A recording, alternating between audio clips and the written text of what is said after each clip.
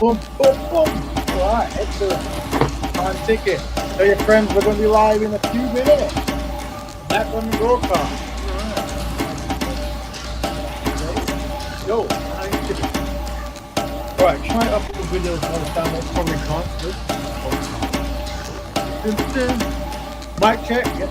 Good. What I'm going to do is put that there, put that there, put that there. Find the other one. Boom, boom, boom, boom. All right. Good. Have a good show tonight, everyone. Hope you're ready to listen and join in if you like. 2 minutes we'll be live. Let's get the show ready. All right, where are we? Boom, boom, boom. All right, where are we? Where are we? Back there. Yeah. Show. Hello. Yeah, excellent. All right, we're getting there.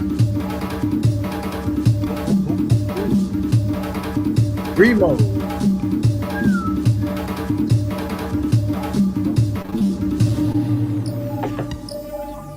Oh, almost live, guys. Almost live. Oh, all right. Well, you know what? Let's go live now. There's green.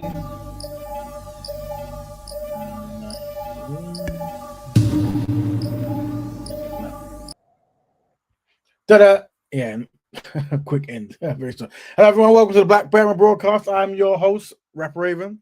This is the 137th broadcast, which is very good. That's 137 times. We'll try to be constructive and work together to help Black people find solutions, which is always good. Tell your friend to tell a friend we're live. This is the show that's set aside for Black people to work together in a constructive way to find solutions. That's right.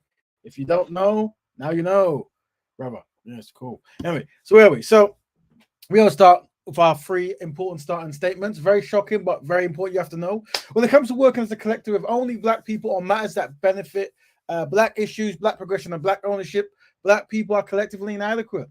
Unfortunately, I've been listening to a whole lot of live shows today of Black people trying to find solutions, and we struggled, you know. And we're gonna unwrap that today. Also, what's the next one? Individually, you might find a non-Black person who shows some kind of camaraderie towards Black people. However, collectively, Black people have no friends. That's right.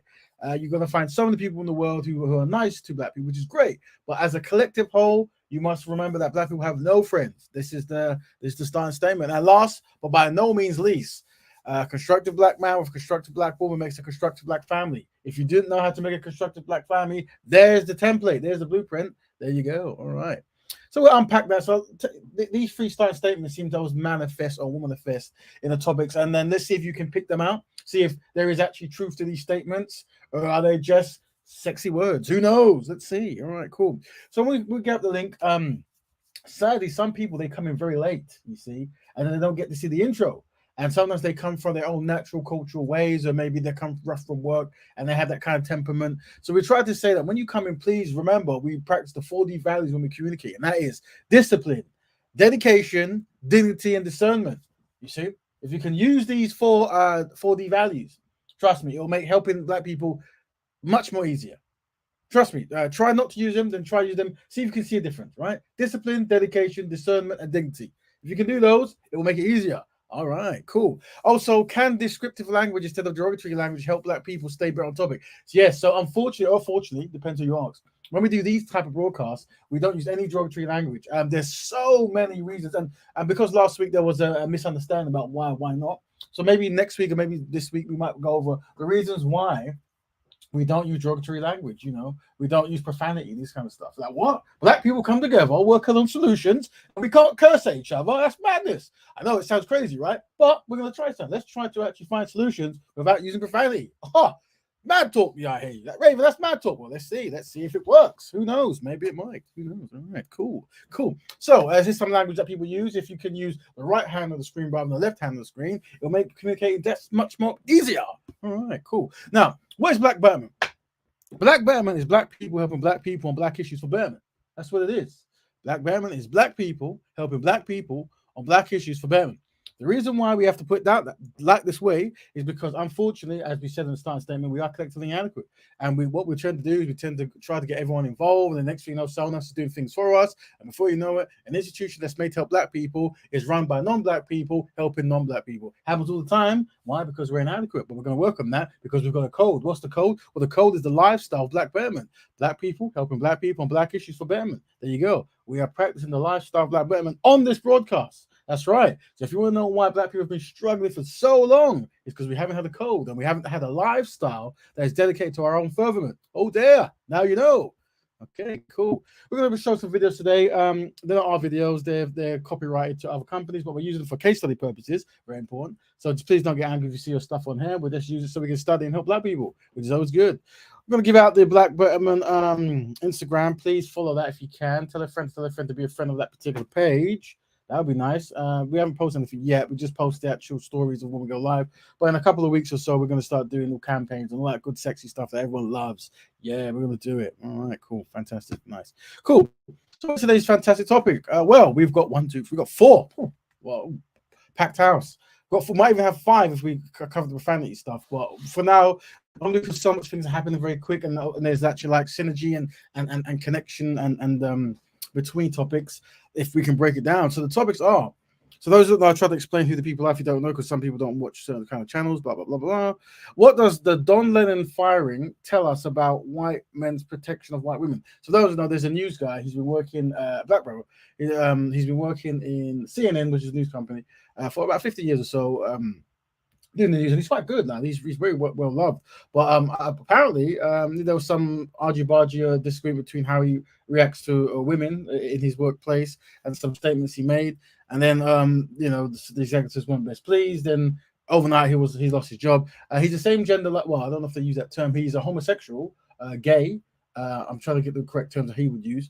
And he's practicing same-sex loving with a European man. So that's in the picture there. There you go. So we know. Excellent. Now, next thing is, what does Carol Bryant, I'm saying that wrong, all right, never being prosecuted, tell us about white men's protection of white women. All right. So if it doesn't know, we've actually got videos for it, which I haven't uploaded. We're going to go through that. So for those that know, especially go for the videos, and we talk about afterwards. So we'll move on to that one, because should we start on that one? Maybe we should start on that one. Yeah, maybe, I don't know. And what does Jonathan Majors deal cancellation tell us about white men's protection of white women? So there's a theme here of white men protecting white women, which is a good thing. Sometimes it's very unethical, but we're using a theme. But then the final question was very important. This is what the black women are coming for, really. Do black women feel protected by black men? That's a very important question. Very important question. Very, very important. I think when you ask certain black men, they might feel differently. If you ask certain black women, they might feel very differently. And the question is, do black women feel protected by black men? And we're looking at examples in current where white men, whether rightly or wrongly, broke the law and did certain things or whatever to make sure that in their perception, black women, white women were protected. And obviously, we're looking at the scenario now where we notice that the brother who's been accused of mistreating a white woman, or white women in general, I think there's a list now. He's very, very fond of white women. A lot of black actors and musicians, they love white women. They can't get enough, so they marry them and give them their money. There you go. And obviously, when they're gay, they don't want the black man, they want the white man. So a theme down there. And then in the middle of the picture, we have the white woman who allegedly lied about Emmett Till. Well, it wasn't like, it was actually, that was proved to be a lie. Fabricated story about him either whistling at her, this kind of thing. Whatever it was alleged to have done, it wouldn't be worthy of the punishment that they gave him, which was merciless, and justice was served. But I'm saying too much for those who don't know. Let me not ruin the story, so you can see some of the treachery that black people had to go through historically and today. But we're going to look at historically and see if we can piece things together in a black betterment way. So let me see if I can find some of these videos. Let's start with the Emmett Till one. Yeah, we start that one. Let's see if I can find give me 17 seconds, family. 17 seconds. There we go. All right. So, yeah, that's it. Make sure it's there. It is. That's the one. Now, can you open, please? Open button. Go. It's been nearly 67 years since Emmett Till was abducted, tortured, and lynched in Mississippi. After the 14-year-old black boy from Chicago who was visiting family in Mississippi was accused of making advances at a white woman. in an So let's break it down. He wasn't from the area. He didn't necessarily know what was going on. That's why I was saying when people come to your area, let them know the level of racism they're dealing with, because their life could be taken. And we saw this a few weeks ago with a 16-year-old boy being shot, trying to pick up his family, not knowing that if you knock on a white person's door, they will try to kill you in many cases because they hate black people at that kind of rate, and they might not be persecuted. So obviously, this is back in the 50s. I think before now. I have to get the actual date. But yeah, unfortunately, he was accused of whistling at a white woman, which is the worst crime of all time in those days. And maybe today as well, but in those days, definitely. amazing discovery last week. A team searching a Mississippi courthouse basement for evidence in the case uncovered an unserved 1955 arrest warrant charging that same woman for Till's kidnapping. Included in that team were relatives of Till. They're now calling for the woman, Carolyn Bryant Donham. Carolyn Bryant Donham. Carolyn Bryant Donham. I've got Carolyn Bryant there. Now in her 80s, to be arrested. This lady passed away, by the way, just why we covered it, because she passed away. And they found a warrant that they didn't serve on her. I wonder who didn't and why didn't. Donham was married to one of the two white men who were tried and acquitted for Till's brutal murder. Shockingly, by an all-white jury. Well, surprise there. Well, surprise. Maybe not so shockingly given this country's history. They later confessed to the killing. The arrest warrant against Donham was publicized at the time. But get this, the sheriff told reporters that he did not want to, quote, bother Ms. Bryant since she had two young children to care for. American history. With me now is Deborah Watts, Emmett Till's cousin and co-founder of the Emmett Till. Welcome. Yes, no, I've put the Instagram link in. I haven't put the actual streaming. But I'll tell you what, family, I'm going to put the link in now. I've been asked that anytime I put the link in, please. Let me see if I can do this now. I'm going to put the link in, but I have to also let you know that no profanity should be on the show, if possible, and I'll post that just so people can know, because you have to let black people know where is profanity zone and no profanity zone. So today is a no profanity zone, at least from what we're saying, but some of the videos might have it. Who knows? The Legacy Foundation. She was part of the team that discovered the warrant. Thank you so much for being here, Ms. Watts.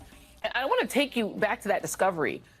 What were you all looking for in that courthouse, and how did you come upon this incredible document?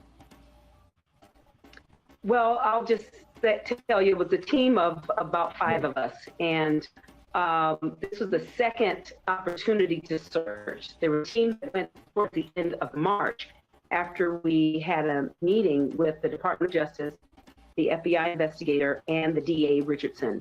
And so at that time, they told us there was nothing else that they could do. And we knew all along that this warrant for Carolyn Bryant's arrest was never served.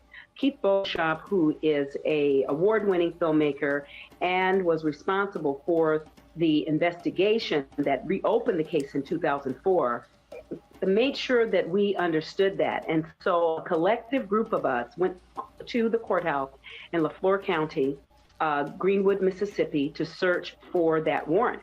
And we knew that one bit of evidence had never been served, and we wanted to find it amongst other things that we thought might be there.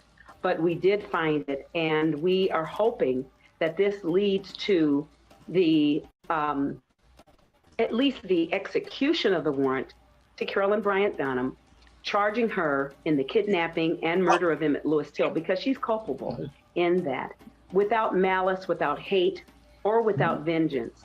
We want justice served.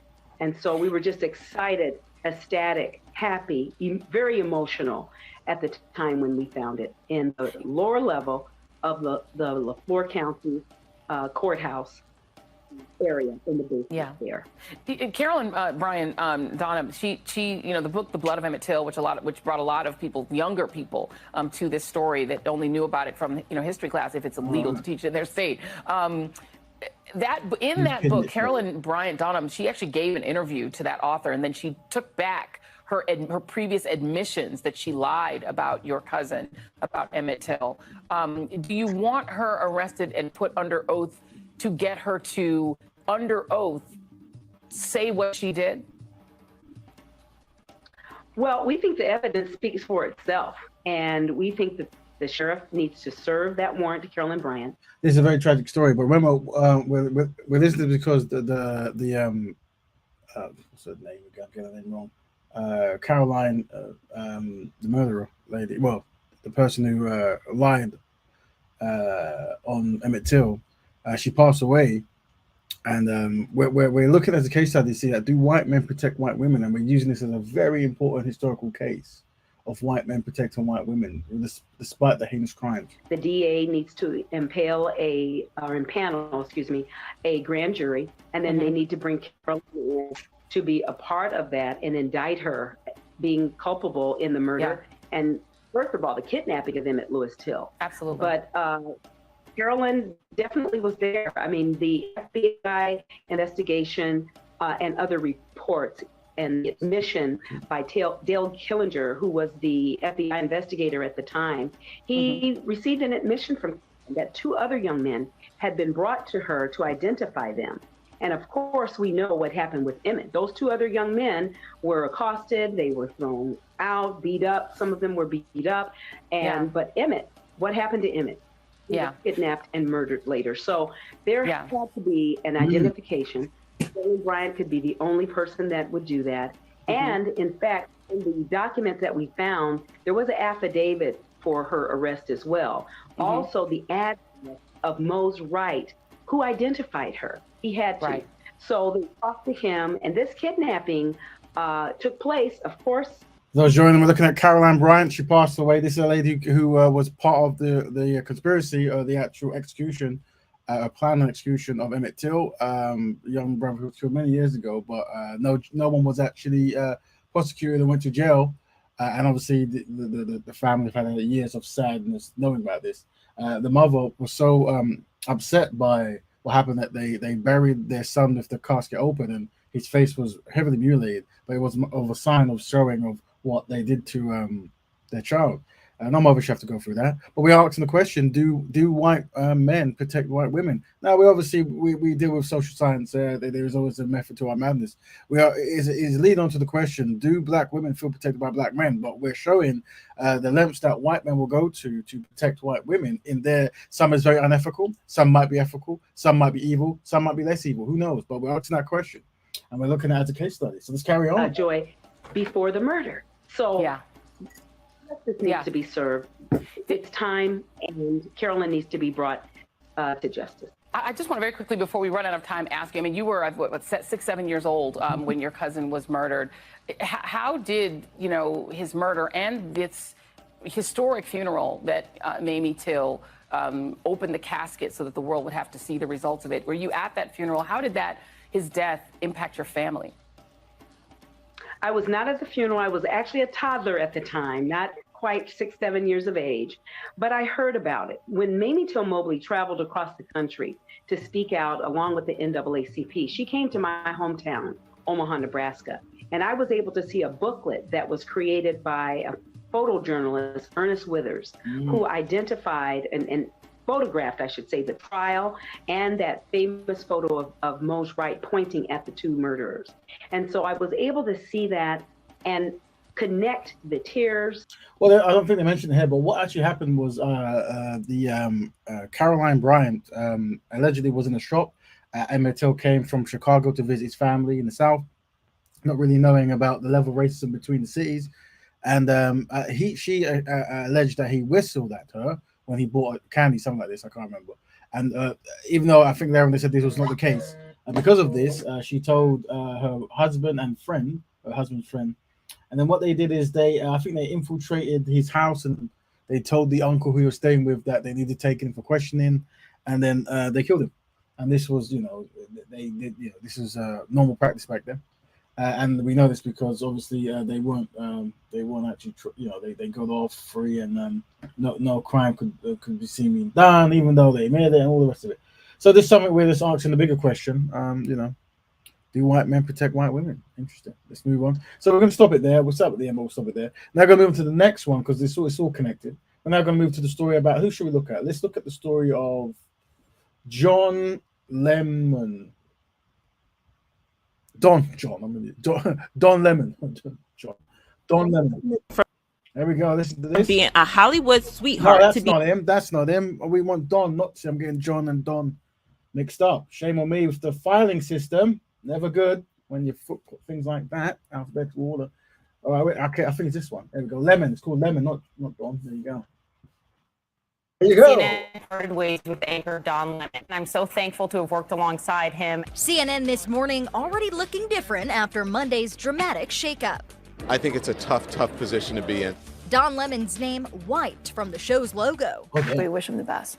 His now former co-host Poppy Harlow and Caitlin Collins addressing his ousting at the network, one day after the longtime anchor said he was blind. So the links is in the group. It's been pinned. If you wish to join in and add commentary, you're more than welcome. Remember, no profanity, please. We're putting up there. We are no profanity zone when we practice Black Betterment on this show. Excited and stunned. So I want to step back for a moment and take a quick look at how we got here. That's Don in his final broadcast Monday morning, unaware he was just hours away from a bombshell.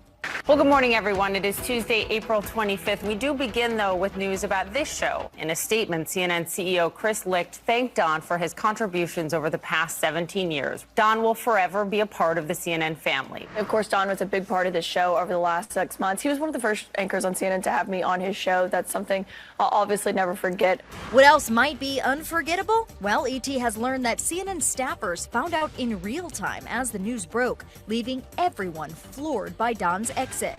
Neither side is disputing that Don Lemon found out he was fired from his agent. CNN is saying, well, if Don had wanted to, he could have come into the office and had a meeting. Maybe Don did not want to have that, so he decided to go public instead. Yeah, Don immediately fired off a response, calling out the cable news giant on Twitter, saying, I would have thought that someone in management would have had the decency to tell me directly. Nope, don't think they would. Don was one of my first friends here at CNN. I'm so thankful to have worked alongside him and for his support for nearly 15 years here. What happened there? Because it seemed like he had What did happen? We don't know. Let's find out. weathered another storm. I was not very surprised to see Don Lemon removed at CNN. In fact, what surprised me was that he was able to stay there for so long. Don's firing comes after a blistering expose alleging he exhibited a pattern of troubling treatment of women. So they're saying he had troubling treatment of women. We would assume he couldn't be of a sexual nature because he's a same gender loving man who loves European men, not European women, and apparently some form of mistreatment. But we asked the question: do white men protect? Where's the first one? So white men's protection of white women. That's there you go. There it is. Yeah, so we're asking that question: do white men protect white women? And we're looking at this as a case study, amongst other things. And unprofessional antics. And remember when he was pulled off the air for making this sexist Let's see if this is sexist remark. comment? If you Google when is a woman in her prime, it'll say 20s, 30s, and 40s. Are you talking about prime for like childbearing, or are you talking about prime for being president? What the facts are. Google it. It was pretty clear that new management was not going to be a fan of Don Lemon. Yeah. And yet he was moved from primetime to the morning show. And now clearly this is more than a demotion, it was a termination. I've sat across from him countless. All right, so he's gone. That's part 2 of our case study. Now we're going to move to the final one. Feel free to jump in the link and talk. We're now going to move on to Jonathan Majors. For those who don't know, he's quite new. He's an actor, brother. I think he was in where is it? Let's try that one. He was in he was in I think I haven't seen him in the latest Marvel stuff. I've stopped watching him to us. But it was in, I think his character's called Kang, which is something we need to research because I know it's an old character, but it's spelled Kang. It's just me noticing. I'm just put my own theories out there, and that's usually a derogative term for black men who think they're kings. I could be wrong, and obviously, but it's just coincidence. Who knows that they made a black man for the first time play this character? That's just me doing my kind of like the aliens, chemtrail kind of conspiracy stuff. Who knows? He played that character, but I think they might be asking him to leave, and he's also in Creed 3. Thank you, Brother Dominic, and he's I think he recently did a very effeminate cover for Vogue or somewhere. I can't remember what it was. I mean, no, it wasn't Vogue. It was a black company, Ebony or something, and it was something anyway. But yeah, not people weren't best pleased with the effeminate. And then obviously he's one of those brothers who seems to love European women, and I think one of them wasn't best pleased with something he did. Maybe he was texting another European woman, and she overheard it or something, and then she tried to attack him, he tried to attack her, and this kind of stuff. So all this kind of stuff was going on. But anyway, so Yeah, let's listen to. Let me not actually skip the thing and listen so you can hear yourself. A Hollywood sweetheart to being demonized by people all over the world after he was exposed for allegedly putting hands on his girlfriend. But he's now claiming that he's been framed. And get this, he brought receipts to prove that he did not do it. But is he telling the truth to save his career that just started? Or is he just trying to twist the narrative? Jonathan Majors is one actor who has had the internet in a chokehold in the past couple of months, because everybody has been thirsting over him. Apart from the fact that he's good looking, he's also good at what he does. And even though we're only a couple of months into 2023, he's already appeared in 2 major movies, Creed 3 and Ant-Man and the Wasp: Quantumania, which are major movies. His career is also pretty much solidified because he's going to be the next major villain of the MCU. Oh, and let's not forget that everybody thought he was a great guy. A kind of guy that says stuff like, gentleness. It's quite unmasculine to try to emasculate another man. I'm not coming for nobody, but kindness is a big part of it. And this is why it was crazy to hear that he got arrested, and not just arrested, but he was arrested for putting his hands on a woman. We don't know who the woman is yet. European woman? Because her identity is still being protected, but according to reports, she and Jonathan were on their way back from a bar in Brooklyn when she noticed that different women were texting him. So they might mention it, but he lost a lot of sponsorship deals as well. As you know, actors and sport athletes, these kind of stuff, they get sponsorship deals, but whenever anything's come out, deals go cut. Contract over. This led to an argument in the taxi, and it evolved into a full-blown fight when they got home. According to sources, this got Majors mad, and that he allegedly grabbed her hand and allegedly slapped her. We're also told the alleged victim claims he put his hands around her neck during this. Our sources tell us the alleged victim had visible injuries, including a laceration behind her ear, redness, and marks to her face. She was taken to an area hospital and is in stable condition. Of course, the cops got involved because a 911 call was made from the house. When they got to the house, Jonathan was arrested and taken away. He was then booked, but he didn't spend too long behind bars because a judge released him on his own recognition. So yeah, we don't know if that's true. I think the lady, she withdrew her statement and said it wasn't true. I'm not too sure, and I think there might be some other people coming forward or something like this. But you don't hit women. If that did go on, I'm not saying that it didn't. It's just automatic. You don't hit women unless, of course, you're defending yourself from being killed. This kind of stuff. But yeah, once again, we're using this as a case study. That's what we always do here. We use case studies, don't we? And there was actually another one. Let me skip to, because the reason is something that we fail to do as a community is we never do parallels. We because obviously if a man hits a woman, it makes sense for them to be punished and have to reform. But what we don't do is we don't look at the like for like in other communities. And there was a show. Let me see if I've got it here. Hold on. 7 seconds. All right. It's this one where let's skip. I saw. Let's see if I can skip to the picture bit. Oh yeah, there we go. Your main man. This is your the winning man. I forgot his name. But Deadline. Rewind. Charlie Sheen, and I do think 145 million worldwide. Bad news just keeps rolling in for the actor. Just earlier in the week, as we said, the management team drops him. The publicist as well. However, 2.5 Men actor Charlie Sheen, and I do think this is. So she's asking. There was a gentleman called Charlie Sheen, or called Charlie Sheen. Those that know, he was very big in the 80s as a child star. I think at one point he made the most money per episode on some comedy show that I never watched, but I'm sure it was funny. And he was doing, but he had problems with drugs and beating up his wife and using knives and these kinds of things and taking drugs and just a whole load of debauchery going on. That was used as some kind of comical outlet, whatever. And but the thing is, he wasn't necessarily treated the same way. But let's see, maybe we're wrong. Fair comparison, right? This was what Deadline put up for their little ticker at the top of the website.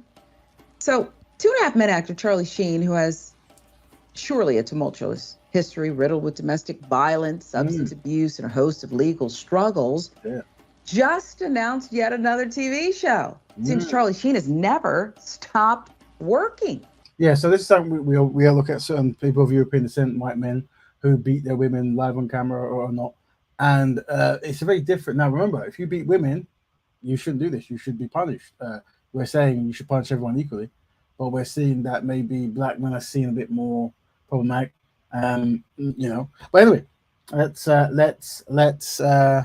But then also this leads into another thing with the complete optical visual of black men in mass not picking black women, you see, and then things backfiring, and some black women are like, well, you know, can we really come and save you, because they use the term preference as the ones who are, you know, you seem to be getting in all this argy-bargy trouble with.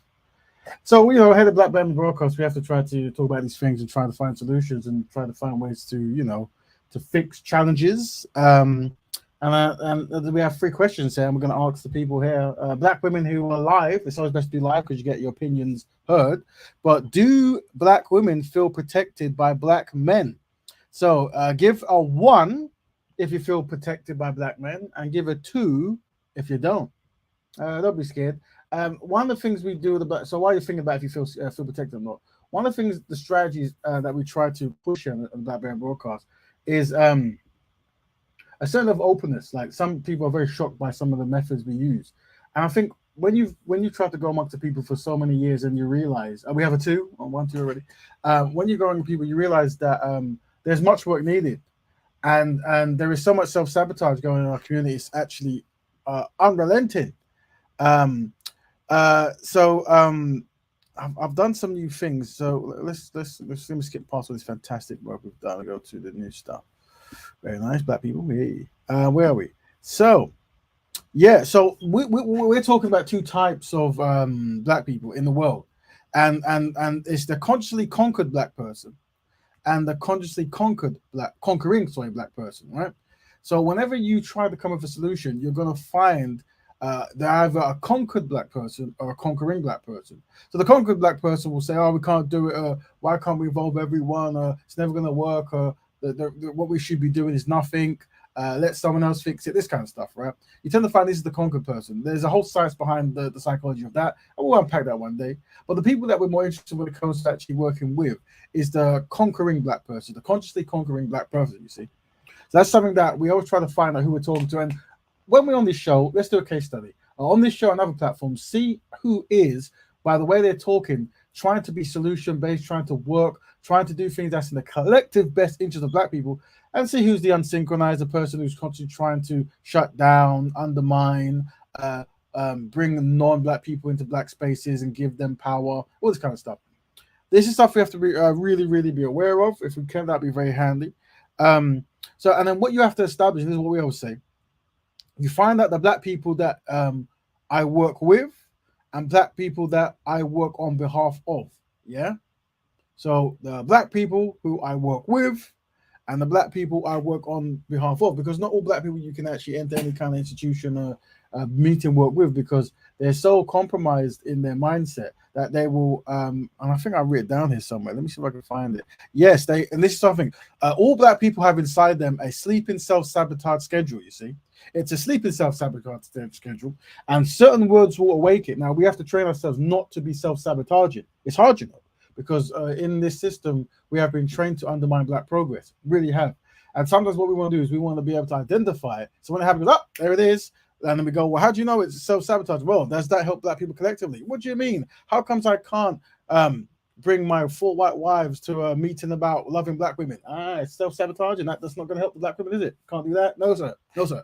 So it's this kind of thing, you see. But unfortunately, we don't know. We don't know, do we? So it's about trying to know so we can do better. Right. So when we talk, also, what we're going to do as well, we think that men should fix men and women should fix women. Now, what I'm observing, and if I'm wrong, correct me, I'm still seeing how the question was, do black women feel protected by black men? 1, if you do. 2, if you do not.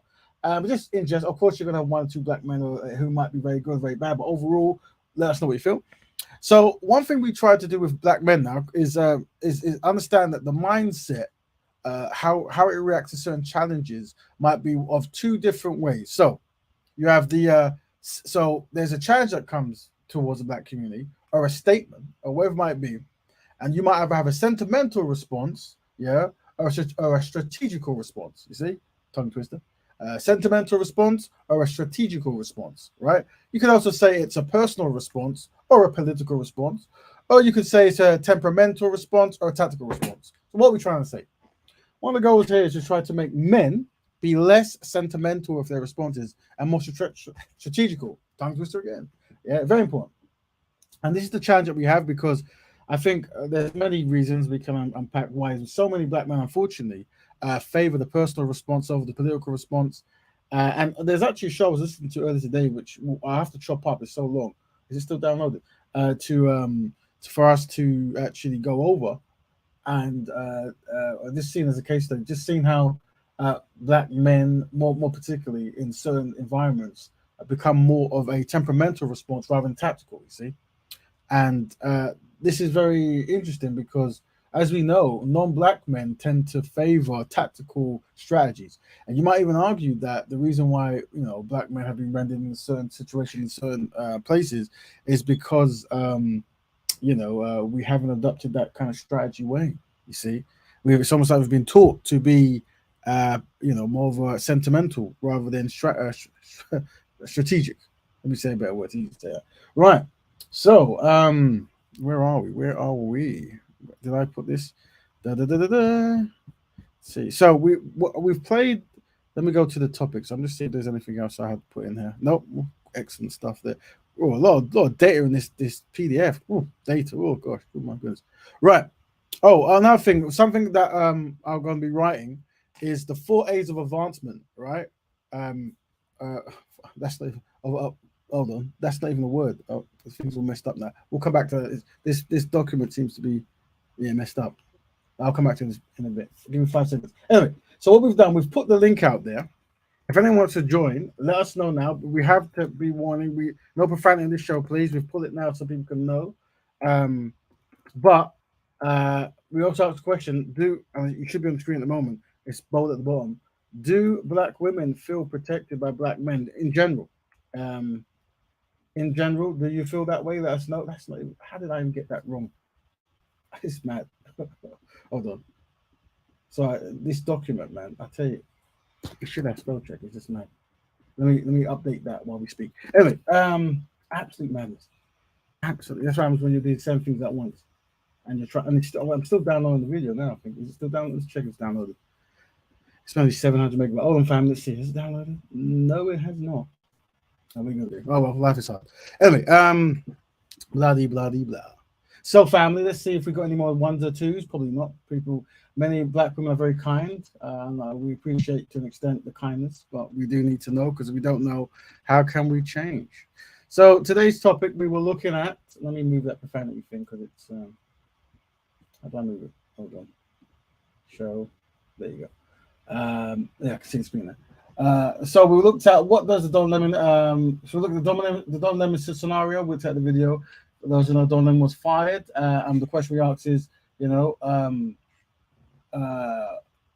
does Don Lemon's firing tell us about white men's protection of white women?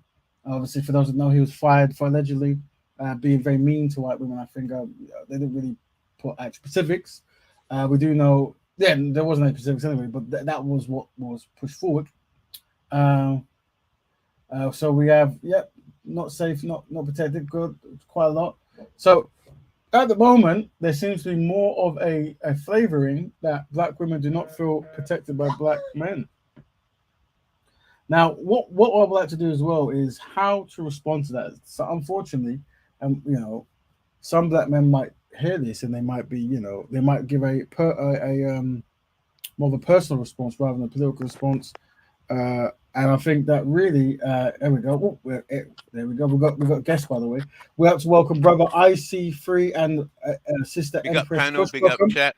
Black Betterment all. Black Betterment. All right. Betterment. There you go. So welcome to the show. I'm just updating the document because there's a typo all over the place. But while I do that, how any views on the topic? So overly, it's 4 topics, but it's really asking the question. It's a case study of observing how white men protect white women, quote unquote, and do black women feel protected by black men? Very broad statement, very broad kind of analysis. But we'll answer the question. So, do you guys want to start on that at all while I update this? Yeah, document? it's interesting. I think protection. it's really about systems.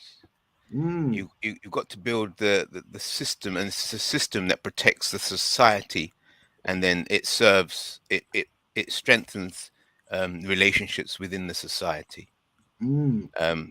So just like you could have a man who really believes in protecting his family, protecting his spouse or his partner, but he's an individual, and you could have a group of people who don't like him and don't like his partner, and then mess him up. So the real power comes in that protection is not only just the individual, but behind that individual is the insistent, the environment, the society, which he's an expression of the power of the society that he's a member of. So the protection comes in two ways. It's individual. Half of it is 50% the individual, and 50% it's the structure of the society. That's my view. Okay. And you disagree? Well, we've got a panel would disagree with that? Yeah, they might be listening mode at the moment. So you break it down to percentage. It's the system and the person. They take That's right. Individual and community or society or government. All right. So 50-50. So Rabbi C3's put down 50-50 percentage, saying that protection of your women comes from obviously you as an individual man, but also as a society, a community. And I guess once you quantify all that, you can ask the question: do black women feel protected by black men? Welcome, true poetic. Am I right? Looking at there. Yeah, hi, True Poetic. Yes, True Poetic. There you go. I'm formerly Poetic Empress. I've just changed the name. I have a question. Sure. Do black men know what protection is? Very serious about that. Do black men know what protection is? Yes, we do. I can't speak for everybody. Yes, but whether they have the ability to do it is another issue. So you may know something, but the ability to carry it out is another thing altogether. But why? If they know what to do, why is there difficulty in carrying it out? Because surely it's the carrying out that shows black women that they know how to protect them. Correct. Correct. Yeah. So the reason I give for that, the answer I would give to that why is that the black men are operating as individuals. So they're very passionate in their desire to be protective, but they get crushed because they have no structure, no system, no society, no organization. So as I said in the beginning, it's 50-50. 50 is the spirit of 50% is the individual, and the other 50% is society, the organization, and so on. Sounds like excuses. So I asked the question again. It's okay within the immediate family, you may have, brothers and sisters and your partners, blah, blah, blah, who provide, what you expect to have as protection. Outside of that, black men seem to be at a loss unless there's something in it for them. They seem reluctant or resistant to protecting black women genuinely. And that's what we see throughout the whole community. So I'd like to dig deeper. Why is there this reluctance? Is it just about their ego and how they want to look always as if they're, the big I am? Why do black women not feel generally protected by black men? Okay, so you made a statement, right? So you're saying that this is the situation in black men. So where did you get your information from that enables you to make such a statement about black men? This is real life. Yeah, this technical. You're making excuses, across the board, black women do not feel protected by black men. Please answer the question. Don't make excuses. Why is there this breakdown of communication when it comes to the act or the showing from black men that they will protect black women? Why don't we Right. have... Oh, sorry. I'll give you the answer direct. What the system of white supremacy, which is a complete financial, political, and cultural ecosystem. That is why. That is the direct answer to your question. White supremacy. So black men come out of their houses and they're going about their business. Black women are going about their business. And there could be a situation that needs maybe their input, their presence. Yes, their presence. But black men are absent. And it could be a white man who steps in, for example, or somebody else. Anybody else but a black man. That's right. The white savior. Why is there not the urge for black men to step in and help their what is in effect supposed to be their women? Why do they generally leave black women feeling that they cannot rely on black men to be protective of them? That is a very important question, and you can dance around it, but please answer that question. Yes, the reason why black women feel that way is because they're aware of the real situation of white supremacy. So, but that sounds like you're saying because they're aware of the white, their position in society, that there's no point in them protecting black women. Is that what you're saying? No. I'm not saying that there's no point. That the problem is that they are unable to, so the solution has to be found. So we must focus on finding a solution. So the black man, he's saying the black man cannot now protect the black woman. Is that what you're saying, IC3? Yes, that is correct. Well, there you have We're in a prison system of white supremacy, and until that is countered and power what do you is say taken, to that, Brother Raven? Well, I can add to another question. I can add to that just to see if we can flush it out. Do you feel that black men, as a collective, Brother IC3, want to protect black women? Yes, I would say definitely. Okay. So, are you seeing actions that actually shows that or demonstrates that?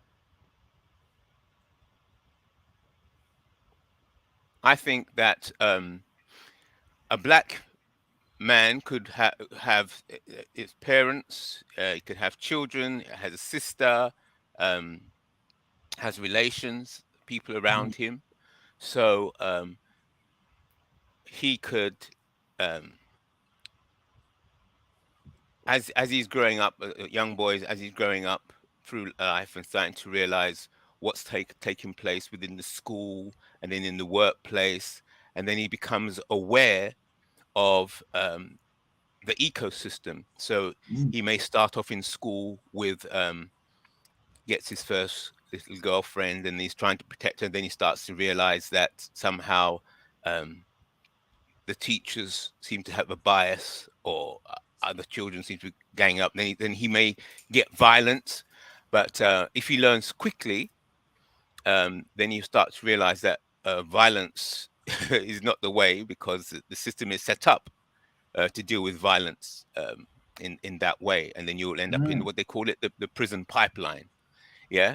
So if they learn quick enough, they have to start realizing, well, wait a minute, I've got to find another way, because my fists are not powerful enough against the police. I'm sorry.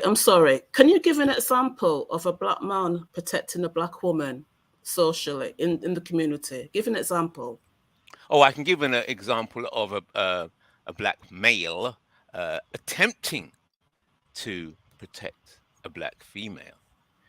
So, for example, a black male could be out shopping with his black female within the white supremacist the sister racist requested environment. a real example, not a... Yeah, so real example, out shopping. That's real, isn't it? Yes. No, she's and saying then an example that we can all look to, bro. You mean Not an just example of a particular individual? Are you asking me? she asked for an example An of black. example. Yeah. Oh, you're asking me for a name of a black male who protects females, black females. Is that what you're asking me? I don't understand what Wow, you're your asking me. terminology is like it's very manispheric. But please, yeah, give me an example of a black Manispheric. man protecting a black woman. Simple. Give me an Oh, example. right. Yeah, I won't be able to pick one from the media because I don't watch.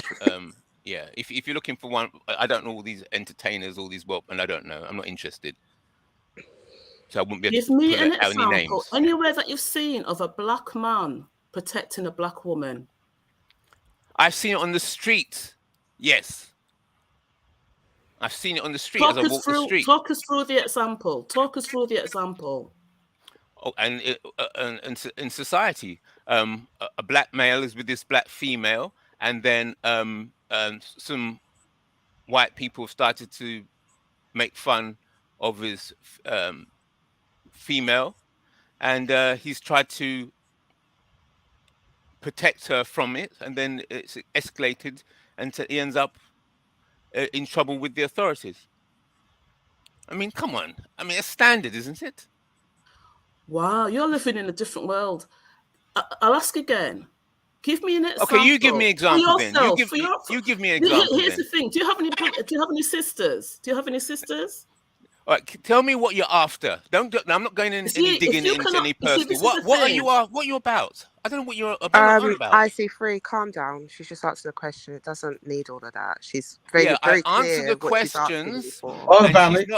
Hold on, IC3. Hold on, 1 second. Remember, so what we're doing is we're relearning how to communicate under these very deep topics, right? And the topic that many panels will not ever kind of stay over is, do black women feel protected by black men? Now, one of the things is we're trying to culturally train ourselves how to be more strategic in how we deal with things. But let me ask you a question. In this discourse that you just heard, Raven, is we accurate? Was the women demonstrating that? Were the women demonstrating that to you in this? Because I think the "we" term is like, I think if we're gonna go into it, we need to like go into it, because I was quiet for most of the discourse here because I already know what to. I'm familiar with IC3, right? So I was just staying quiet. But in that discourse, I don't think it was a "we" thing, because the sister probably said the same sentence in a very calm tone over and over and over again. So in this discourse, it's like, I mean, and I think that is a key example of what happens in society. There was a lot of gaslighting there. There was raised voices there. There was a lot of passion and emotion there. And all of them didn't really come from the female on the panel. Well, I can't undermine what you're saying. What I can say though is we've set up this show particularly because we recognize there is a major challenge when it comes to black men in our community with some of these issues, and there is an underachievement from what I can observe, and there needs to be a relearning. So this is part of that process, the relearning of how we should communicate on these kind of topics. And if I think one thing we can try to do is remember we're talking about ideas, not individuals. That's the first thing. I know it's hard to do it at times, but it's ideas, right? So the idea is, and we ask from a feeling standpoint, do black women feel protected by black men? As far as I can see, the majority, not everyone has to give their opinion, but it seems to be a no across the board. And if we had a bigger panel and if we let time go by, I suspect no will come by. So the question then moves on to black men. What is to be done about this, you see? Because, like I said, we're showing on the screen a black man, we're using as a case study, who is with a European man as a lover, another black man who's with a European woman as a lover, and then a woman in the middle who historically was with a white man, but she wasn't best pleased when allegedly a black boy of a kid age whistled at her, so they thought it was worthy to kill him. But as time went by, no one went to jail, nothing happened. So we're showing that we're showing like a pattern of how white men will jump over backwards to defend black white women, even if it's at the most heinous kind of way, which we definitely can't agree with. So we're asking, do black men have that same kind of instinct to defend black women from any kind of challenge or build institutions to do certain kind of things, whatever. Is there a value there? And I think sometimes when we talk, it shows that maybe the value is lacking. And I think, as someone mentioned in the actual group about the last incident where we talked about the manosphere, where the black manosphere, elevated a European lady, a white lady, to be the spokesman of all their kind of topic points, only to find out that she shared a lot of views with white supremacists and gave them preferential treating on her show, despite the show being run or hosted or put together by black people and black content. So this is inadequate behavior on men. So we're asking black men what is to be done about it, you see. And we're in the field. That very few people tackle these topics without it going haywire. But we're going to try, if we can, to tackle it and find solutions. And it might be baby steps. Who knows? But we're doing that. Excellent. So, as Neely Fuller says, if you don't understand this white supremacy, everything else that you think you understand will only confuse you. So if you're continually confused, you'll be asking, why, and you just keep going on and round and round the circles because you don't understand the system of white supremacy. Once you understand the system of white supremacy and the ecosystem, then you can start to discuss solutions and strategies of how to get out of the situation.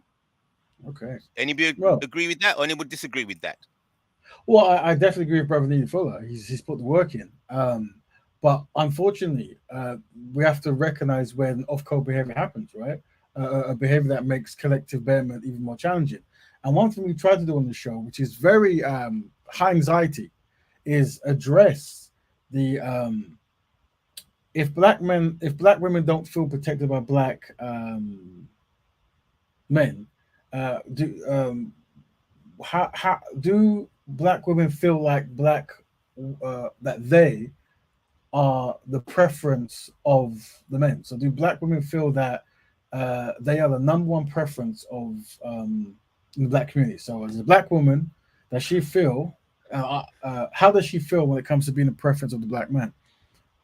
Very important. We are dealing with feelings at the moment, what people pick up on what they see and how they feel, and then we're going to try to quantify it with data and stuff. But feelings are important for our standpoint. Do black women feel that? This feeling, yes, I don't think so. No, Don't forget to click on the link, family. Sorry, Rush. Let me unpack that link's for everyone. Yeah, explain to me this feeling, because is it possible? Is it possible to be protected and not feel protected? This feeling, how's it come involved? Most definitely can. But one thing that we're doing here is we're identifying that historically women always seem to be more feeling and men to be more strategy. But what seems to happen is men seem to be leading, or black men in certain areas seem to be leading the feeling. So we're trying to train black men how to be more strategic, but we have to recognize that women will always be feeling based, right? It's how so it's like how do we fix this issue on a double scale, right? How do we make sure the women feel safe, right, and have black men be more synchronized of black men when it comes to building and ownership? Codification. That's the only way. Codification, of course. So codification means in how we operate. So, for example, we should be. What should a black man promote? Constructive black families, or love is universal? Because everywhere I see black men, the love is universal. And when you start talking about black economics and black ownership, with this black universal love, this is exactly this is how you lose power. And there was a show I wanted to actually use a case study that Brother Kel jumped on. And once again, I saw black women understanding the importance of black love, black families, and this kind of stuff, while the majority of black men seem to be, all for one for all. And then the same pattern happened. Non-black people would jump on the panel, and then they would, direct it to all for one for all. Meanwhile, black people seem to be in the same space. Now, obviously, this is obviously something that happened in a particular isolation room, but I see this pattern in different areas of activity all over the place, right? And I think the fact that we as black men are not talking about this concept of perception, optical perception about how people perceive us, right, versus the actions we openly do, right? This is important. The fact that we cannot set we can actually set like what we're about. Like we are about black family. Like I very rarely see black men express the importance, and the reason is because historically, from my research, so many of our people group are intertwined with Europeans. One thing I'd say to black men is if we observe say Jewish people, right, or we observe Palestinian people, they've gone through a particular ideal challenge and as at the hands of another people group, rightly or wrongly. But when you look afterwards, when you look at how they build, they tend to build amongst themselves to get themselves up. But so you won't necessarily see Jewish people marry Germans. You won't necessarily see Palestinians marry Israelis. Like the focus is let's focus on ourselves first. However, black men we see a high ratio trying to heavily integrate when it comes to marriage and business with non-black people. But it's so this is a conversation. It's a very important conversation, and it's one that black men should be leading. And the thing is, when you first try to be an activist in the party, you're a young activist, you're your activist suitcase or your backpack, and the first thing you do is let's go to the government and say we want rights and all this kind of stuff. But you realize actually, it's more easy than that. It's actually fix your community, fix your own your institutions, love your woman, be constructive, go from being error-prone type principle. And yes, I understand it is all. You have your primary and secondary. So the primary is systemic white supremacy. We can't look past the devastating effects that has done. However, once you go past the primary, we have to talk about the secondary. And the secondary is being collectively inadequate next to white supremacy, right? As in, we're aware that this system or this history has left us in a right terrible predicament. So what are the constructive black men doing? So there's going to be men who fall by the wayside. They're going to say a whole lot of stuff that isn't productive. But what are the productive people doing, and where are they? And how do those productive men come together to build? Okay, right. Lots of questions there. So let's give me some response to this. Right. Okay. So most people see constructive. Sorry, I was eating something. Thanks some more, bro. Yeah. Oh, some water there. Right. Okay. Most people see constructive. When you say be constructive, a lot of people think, the most popular opinion, I think, is that they think that's making money. Black men making money are constructive. Why? You can see the evidence of their constructiveness. They've got more money in the bank, houses bought, so they're constructive. So would you agree that earning good money is evidence of constructiveness?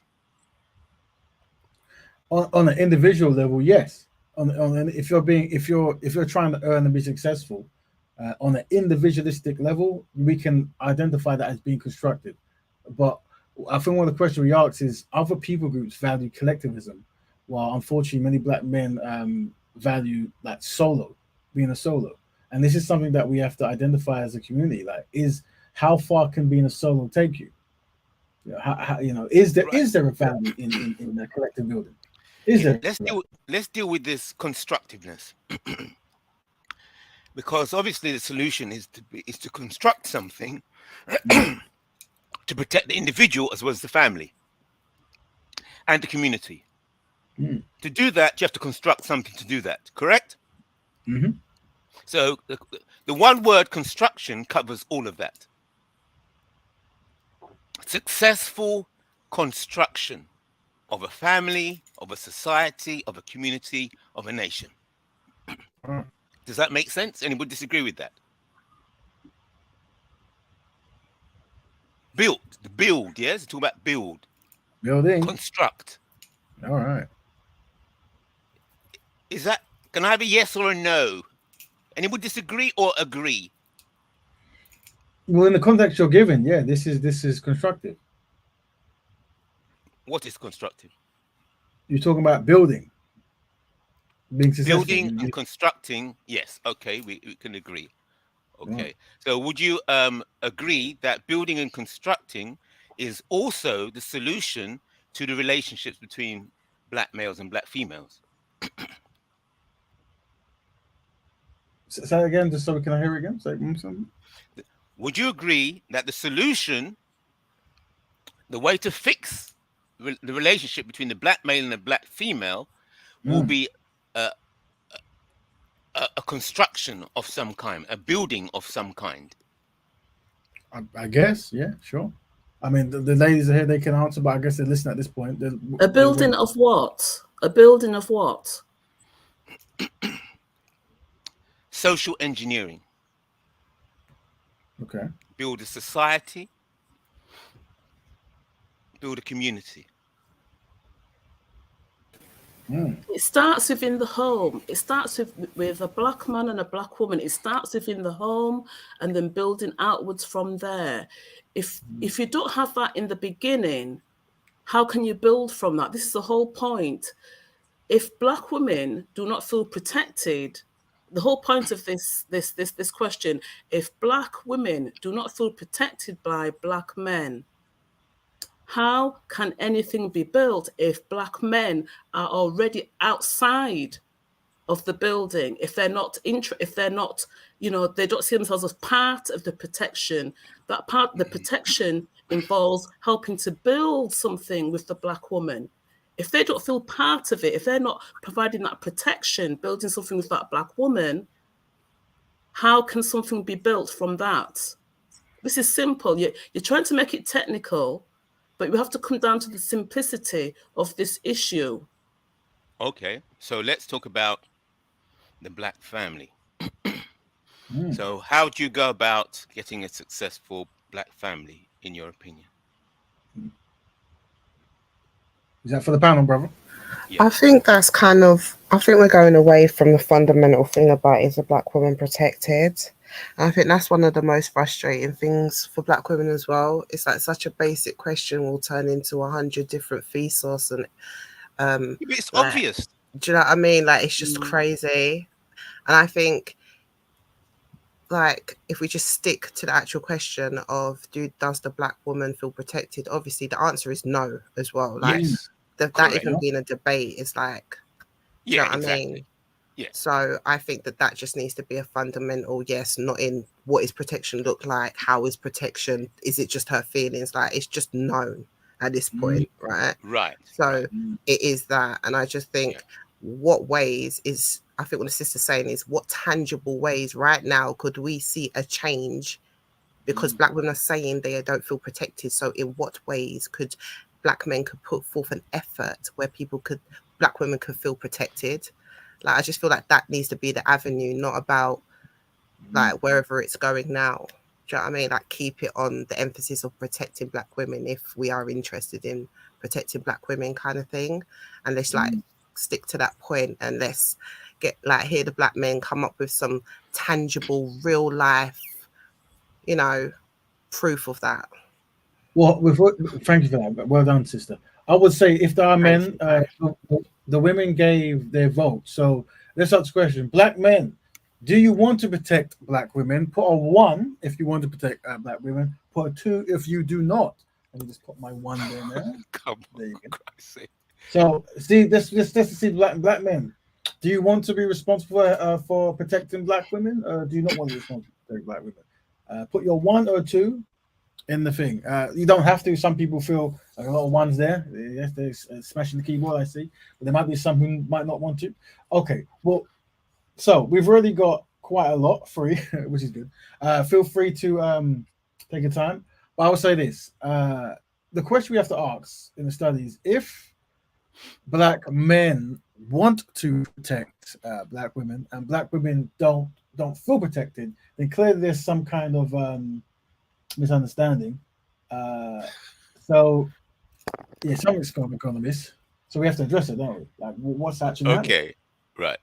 So what's the question? Why do black females feel unprotected? Is that the question? No, what are black men gonna do to acknowledge the problem of black women not being protected? What are they gonna do go about protecting them? There you go. Oh, so the question is, what are black men doing or going to do to make black females feel protected? Is that the question? Well, we could actually even expand it just for conversation purposes. What are black men going to do to protect black women? Right. We can remove the feeling completely from the equation. Okay. Right. Okay. Good. Okay. Because there's a big difference there. It's a big difference into making people feel protected, and not actually protecting them. You see, so this feeling is all over the place. But if you say, okay, to protect them, what needs to be done? That's a good question. Would you say that? Would you say that having constructive black men being with constructive black women is part of that protection process, Brother IC3? Yes.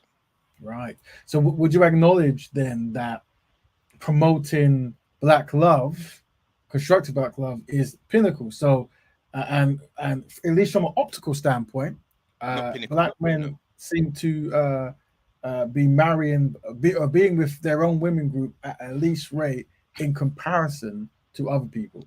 Would you say that? Yes. Right, Yeah. okay. And Right, that is the reason is because because as you said, the word pinnacle you used, that's where the problem is, because the focus is not correct. Yes, but one thing is that there are certain things that we can control to an extent, and certain Like things what? we cannot. Precisely. Well, for example, let's break it down. For example, you're a man, and no one is forcing you as a man. You have a choice of who you wish to be with, and you have a choice of who you wish to harm or not harm to an extent, right? So hold a point. Hold it there. You said to an extent. Why did you put the to an extent at the end? What was that about? Well, because to an extent, either you can do it or you can't. Well, I'm talking about someone who might be completely brainwashed into thinking right is wrong, wrong is right, right? But generally, you understand that you make a choice of the woman you pick, and you also make a choice of, are you going to be harmful or harmless in certain situations, right? So should we not then say, how can we maximize men becoming high principled and picking a high principled woman? Should that not be like a bump? No, I disagree. Idea? Tell me why. That's not a good idea. That will result in continued weakness, in my opinion. Express. Let us know that. What does that mean? Yeah. Okay. But first of all, you said, let me say, correct me if I'm wrong. Mm-hmm. You said that we can, as in black men, can do things to an extent. You added that bit, to an extent. So before I go into my section, I want you to explain what you meant, why you had to add to an extent. What was this extent you're talking about? So I'm saying you can either do it or you can't do it. And you say you can do it to an extent. So why did you mention extent? When you give yourselves missions as a man, there's certain missions that might be easier than other missions. So destroy white supremacy might be a very long life dedicated mission that you might not be able to achieve overnight, right? But to become constructive and find a constructive woman is something you can do. And in the meanwhile, while we're trying to work out how to reverse white supremacy or how to dismantle it, you can actually find a constructive black woman, be constructive, and raise a constructive black family, and join a constructive community to build. Do you disagree with this? Okay. That's amazing what you just said there. Did you disagree? Meanwhile, in your long-term plan is to deal with the problem with white supremacy, and you're saying, but meanwhile, you can put together a constructive black family. That's right. Well, that position, I'm saying, somebody who holds that position does not understand white supremacy. Right. So is the do nothing the best solution then? Is that what you're saying? Do nothing? Well, I think we'll clarify what white supremacy is, because if there's a delusion or confusion over the actual finance, politics, and culture, if there's confusion around that, then it's difficult to, I'd say impossible, to effectively work together with to counter the system of white supremacy, because you don't understand what it is and how powerful it is. So Well, let therefore, me put you there for 4 seconds only, because So wait a minute. Sorry. This is just ridiculous. This is just absolutely ridiculous. Because I thought you're giving your unique terminologies to the question. Please just answer the question. I would like just the questions answered, because we're getting nowhere here. The circular talk is not helping, right? For Black women, how can no, sorry, how no, because it just is every time. How can Black men protect Black women? What can they do? Because it's almost as if you're making so many excuses that there's no point in trying to protect Black women. That's what's coming through. That's the message I'm getting. So please just get to the point and from me or from Black men? Yes. Oh, right. For me, as in. Well, that's for the sister's asking the question. So I'm still asking the same question. Like, what can be done, brother? Because I tried to put things in the baby steps, and in recognizing behavior patterns that doesn't work in our collective best interests, i.e., not being constructive and not picking a Black woman to start your family. But you're saying that even that process alone is not a part of the protection process for Black women. Am I wrong? Am I right? Right. So let's see if I can clarify our the difference going on here. What I think is where the problem is here. Right. Let's do it because my position is in contrast to yours. And let me I think I understand your position. Your position is, yes, there is a problem of white supremacy, and we should do what we can to counter the system of white supremacy. But don't let that be white supremacy be an excuse for you putting together a constructive holding together, building, having a Black family, finding a mate, finding a partner, and having a family, a successful Black family. So that is something separate from the system of white supremacy. So you are responsible to, Black men should be responsible to, and they can, to an extent, I think that's where you added the word, to an extent, they can put together a successful, constructive Black family. Is that your position? Yeah, that's the intent. Now, before you carry on, let's just read some of the comments just to help out the conversation. So we have, they could protect in the media, not drag us. Go ahead. Did you want to say something? I was just going to say something. I just want to head up Dominique as well, because and Lady D as well. I did big you up in the chat. I don't know if you saw it, sis, but I didn't see you coming in. I was swapping over to my laptop. But I want to hail up Dominique, because he, first of all, when this question happened, like, I think literally I've been watching the time, like, it's literally been it's more than 20 minutes just to get an answer. It's been more of the debate on how the questions come through. Like, and I just want to say that I respect in Dominique, because he was saying that, why don't you just tell us, like, why don't you tell us? And I said to Dominique, like, no, let's have the man answer the question, because the men are supposed to be the leaders in the community, right? And they're supposed to be the fixers. So let's see what they come up with. And it has been very painful. Like, I actually share what the cis true poetic is saying. That has been very painful. And again, it's like a form of gaslighting, because now we're talking about feelings and things like that, like it's not a fact. And as it was going on, obviously it started getting into a point of summarizing what white supremacy was. And I was just scrolling through the chat, and I saw that Dominique said, like, let's just be honest, we don't actually know as Black men. And I think these are, and he said that we need to be honest, and these are the truth, honest answers. Like, do Black men even know how to protect? Is that why this kind of over 20 minutes to answer a question is currently happening? And is it an ego thing to acknowledge it? Is that why it's not coming out and being truthful? It definitely is that. Because then do you know what I mean, bro? Because then we can start where it's understood collectively as Black men that they are not aware how to protect Black women. So the next step would have to be collectively to understand is to listen to Black women and ask Black women to talk. And that's where the dialogue starts. But we have to start from a point of like the AA meeting, and black men have to hold their hands up and be like, yo, this is my name, I don't know.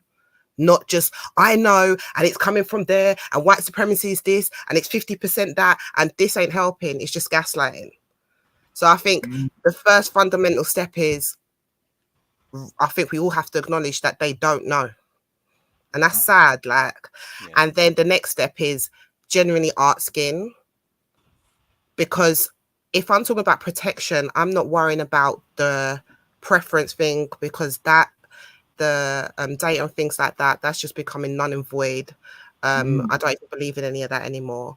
It definitely is something that got brought up in regards to what Lady D, like I'll start in it, so I'll just start from mine. It'll definitely be mentioned what Melanated mentioned in regards to media, that takes nothing for a man to block that, or if you hear someone saying something disrespectful, black women actively doing that, that's in any form. If you're in a panel, if you're in your personal life, in social media, you know, just actively being that present around me, that you can't run them kind of games about black women about. For me, that would be the fundamental first thing that someone can do that doesn't take anything but a bit of courage and a bit of pride about them to do. And that could make a big difference to somebody, a woman sitting down and thinking that black men don't acknowledge me, don't protect me, and then they randomly see a black man just on screen saying, you know what, this is not happening. That could fundamentally change a woman's whole mood of a day, a whole aspect of life, the way they see all black men. That could actually, in real time, do something. And all that took was courage and open up your mouth. And it cost you nothing. So that's tangible information that I've just given that can give real-time effects and help black women. And that's me from a black woman. That's mine. I know there's other black women in the panel and there's not other black people in the chat. So I'll just... Right. So shall we? This is very good. Shall we make a list now of things, because that's quite helpful. I mean, obviously, sisters in the group, you don't have to jump in and speak, but you can if you wish. Type. We have a forum for it.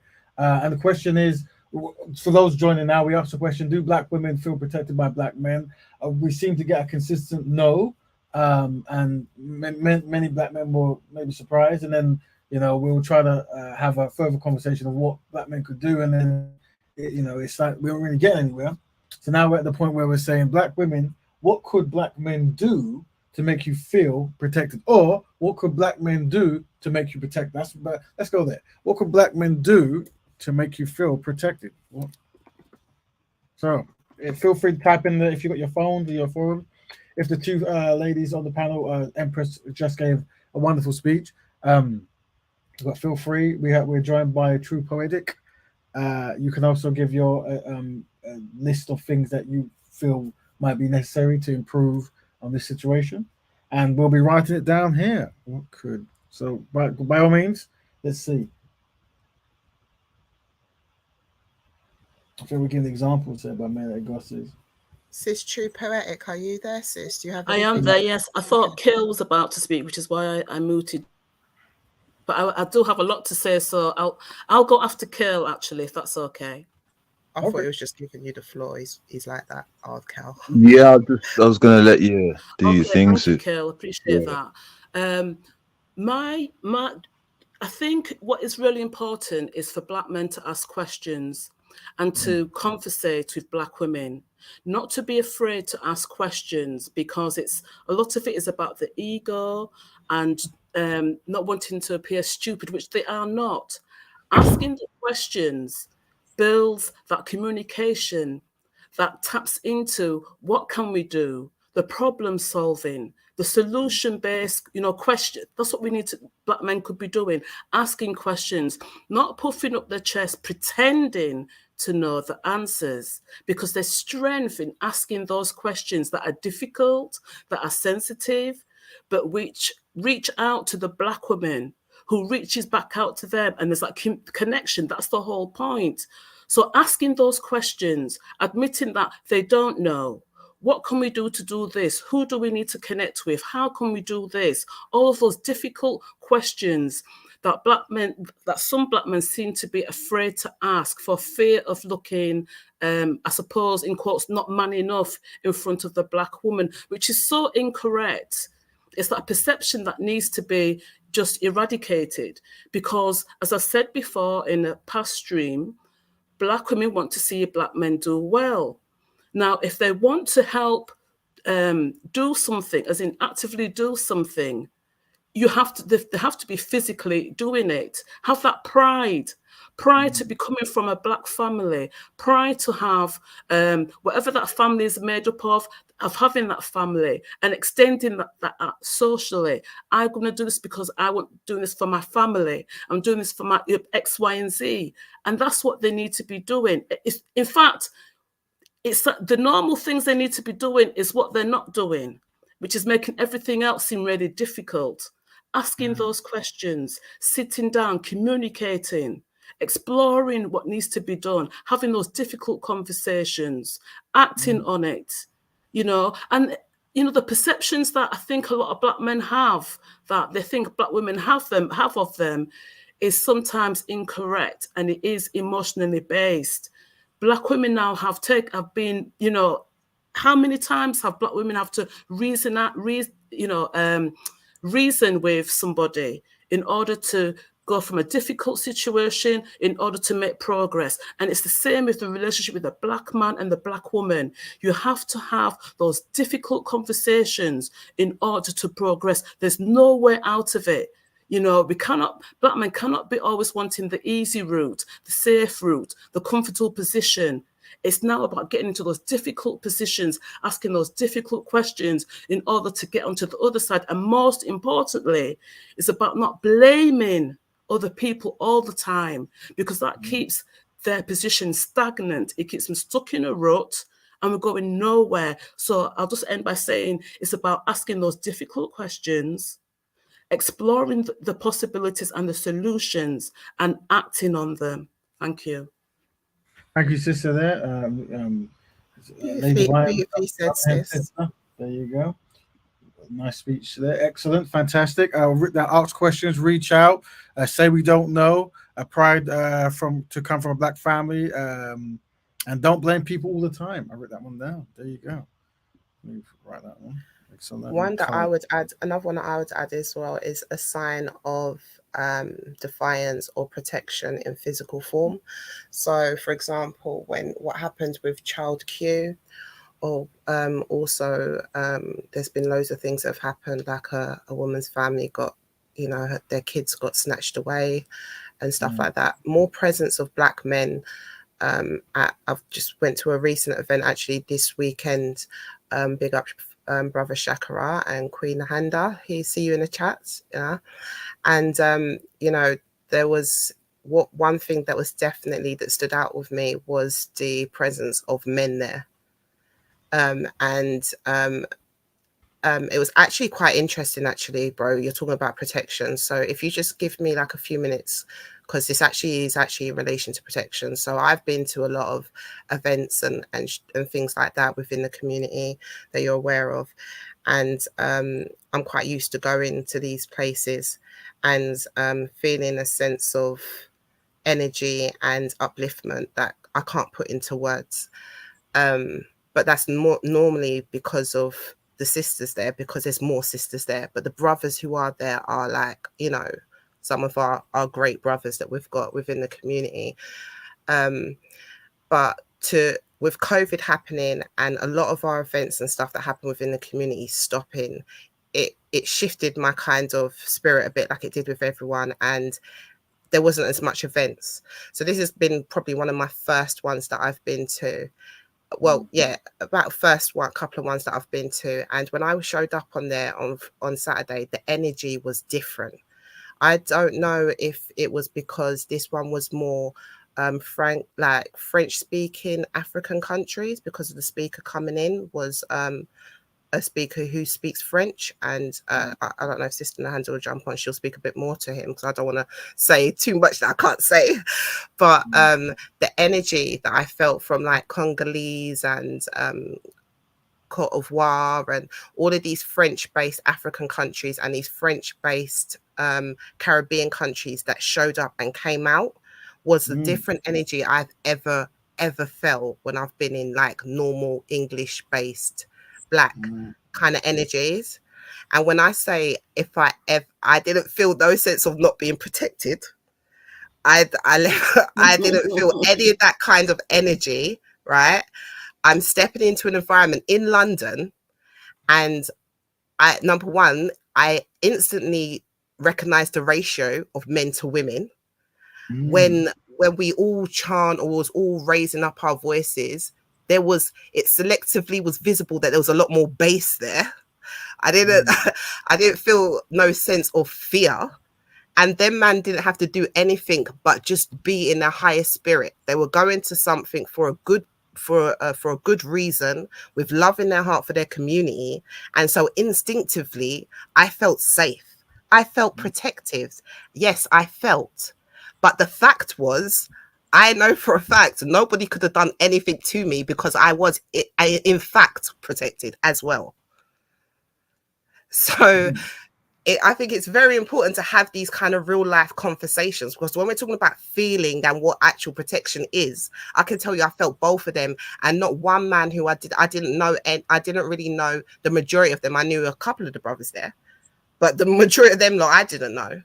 But that every time I passed by them, or if I dropped something, or if anything, I felt protected. I left my bag, I left my jacket. I was still in London. These people are strangers to me. I felt protected. So when it's all of this, what do you need, and all of this gaslighting, it's just the energy. It's the being the brother in the chats that say, okay, I'll put my hands up. We don't know. Can you tell us? Do you know what I mean? It's the energy of Brother Cal saying, no, go ahead, sis, talk first, and I'll come in. It's not always, it's different things. So I don't want to go on a tangent. I know other people are on there, but I just thought that was very, like, that spirit just came on me to say, and I think it was very key to what we're talking about, especially in this kind of protection and how it's coming across and the questions that we're getting asked. Because to be honest with you, none of these men there did anything out of the ordinary. Right. They were just men that were on code. I totally relate to that, Empress. A lot of the meetings that I used to go to, especially when I was working overseas, and I'm amongst, I would say, non-Afro-Caribbean families. So I was amongst a lot of obviously Middle Eastern families, African families, and families from different parts of the world. And the unity they have within their own families and just coming together, that sense of reassurance, safety, being able to be yourself, be able to relax, but most of all, the confidence that was exuded by the men. They put their families first. They were proud of their families. They were anything their family wanted, it was done. But there was also a sense of inclusion. The women, they wanted to make sure the women were included, were safe, that they felt looked after. Those basic elements were there. And then when you come to in the UK, yeah, there may be little speckles of that in some places, but I think a lot of it in the UK is a lot of the Black men are shaping. They're shaping. They want to look a certain way without doing anything.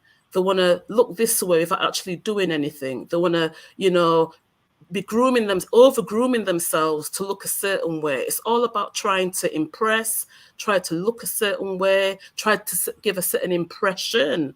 It's not about absolute, there's no substance there.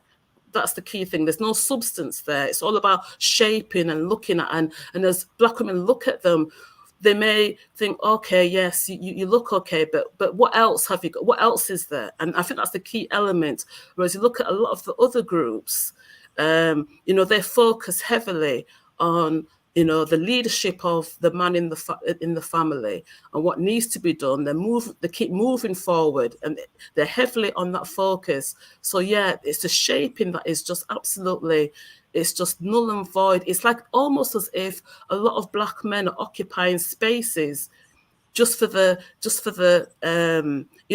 they're just occupying spaces. doing nothing. And I'm sorry to say that, but this is one of the cold, hard truths that has to be said. You know, functionality, where is it? Productivity, where is it? Progress, where is it? You know, it can be done. It's all coming back, it seems, to self-belief and what they believe they can do. And I don't want to touch on this white supremacy stuff again, but really and truly, other people are moving and progressing, even within that society. Why cannot we do the same? Yes, there may be restrictions, there may be the isms there, but it's about time. Progress was made. The excuses have to go. Something has to be done. If not, let's just admit that the Black community is over. It's finished. It's done. Thank you for that, sister. We're joined by Sister Sankova Rising. She's just joined. Welcome, sister. When she gets to the mic, she can. Greetings. Greetings, everyone. Greetings, panel. Give thanks Greetings, for the reasoning and the debate. It's all fun. Black Betterment, too. Black Betterment. So yeah, we give thanks and praises. So yeah, I'm just listening. Yeah, I'm just taking the vibes. I was responding to what's this, brother or sister? Virtual Oak Studios. I was just in the middle of saying, so are you saying the French speaking? No, I'm not saying that they're more united. I'm just saying that brother Kemi Seba is from Benin, and he's challenging the French colonial power that impacts, you know, the Francophone countries, which kind of spreads out. But he's a Pan-Africanist. It's not, that's his focus. That's his seed, if that makes sense. That's where the energy is directing to, and it spreads out. But it's nothing to do with this one is more united than that one, blah, blah, blah. It's just the fact that he speaks French. These are French colonized countries. And, language is the barrier to some extent, and what kind of keeps us divided. But language is also what unites. So you're not gonna, it was a unique event to be somewhere where you're speaking to someone from Congo and, Benin and Martinique and Guadeloupe, all in the same space. And then someone from France itself in Europe, but we're all in the same space under the one agenda. Like, yeah, it's the same, I suppose, if people came to hear an English speaker come out, everyone's from wherever, if you get what I mean. So yeah, that's the point I'm making. It's not a case of one is more united than the other. It's just that's the common language. So yeah, sorry, that's just me coming in answering Virtual of Studio's question. Yeah. Everything I've heard so far, yeah, I totally agree. It's definitely speaking to what Kushti is saying. We, to look for these big grand gestures, even though they exist. It's the energy. It's understanding your role as men, and understanding your manhood in that sense and being assured in it. A lot of the men there that she's speaking to, had a sense of self. And I suppose that comes from men doing their own work and their own self-development. Like Raven said, it's about men addressing men. So, if I'm going to speak to the energy that Kemi Seba has and was speaking to, was a level of that manhood. He's uplifting the community, but he is also speaking to men as a man about what a man's role and responsibility is in his community. And those, a lot of the time, people inspire people. So it's either it speaks to you because it lives there already, or you're working to grow in that regard. So yeah, sisters feel safety in them spaces where men know themselves and know their responsibility to their community. They just move with a different type of energy. You don't have to fight to, get a seat, because he knows that, sisters, did it? We need to sit down. You don't have to, you know, just this is the silliest of things. Well, what's silliest? This is the smallest of things. Courtesy, consideration. I don't know. More events like that, you're saying, like that event where the French guy came over, that the black females felt protected in at that event because of the way everybody was behaving. Is that correct? No, I'm speaking to the fact that I understand the energy that Kushti was talking about, but I'm not saying this. Well, put it this way, for me, being in the community, that's whether everyone lives up to that, because that's the trajectory, that's the path, that's what the environment calls for. I always feel like that.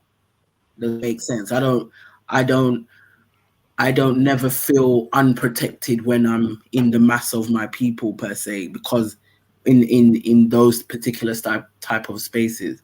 So it's not even just a case of that type of event has to happen again. It's the work that we do, that whenever we are in each other's space, that we naturally feel that way. So that's why I'm saying it goes back to feel that way. Okay. Doing that work. Yeah. That Just like Raven cattle. is talking. Pardon? Yeah, just like cattle. When you herd animals into a pen, they feel close together, and so they feel protected. They feel but they don't realize that they're in the farm. So I see. I find it funny that you'd equivalent Kemi Seba event to cattle in a farm. Why black women will feel protected. And you see, what I'm going to do as a woman is going to demonstrate exactly what I was saying to Brother Raven at the beginning of this show. But wait, one second, Kushti, though. Is to give brother, is that what you was comparing it to, or was you? I'm gonna try and give you a different perspective, because I feel like maybe that's not what you meant. Is that what you meant? That's right. Yeah, I'm saying that if just like, because I got this I learned this from Lee Fuller's very good when he talks about this, that going up against the system of white supremacy, a lot of black people have been conditioned to feel that as long as they're in close proximity to each other, that will make them feel good, and then that will somehow generate the power to defeat the system of white supremacy. And he's basically saying it's the same thing as cattle herding. Yeah, you know, the white supremacists have been herding cows, herding sheep. That's what they do. So if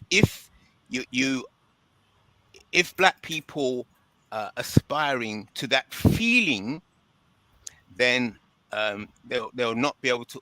That's not sufficient to organize effectively to counter the power of the ecosystem, the financial. Absolutely. So that's the reason why, before I let Kushti go, because I heard that you homed in on the word feeling. I'm not.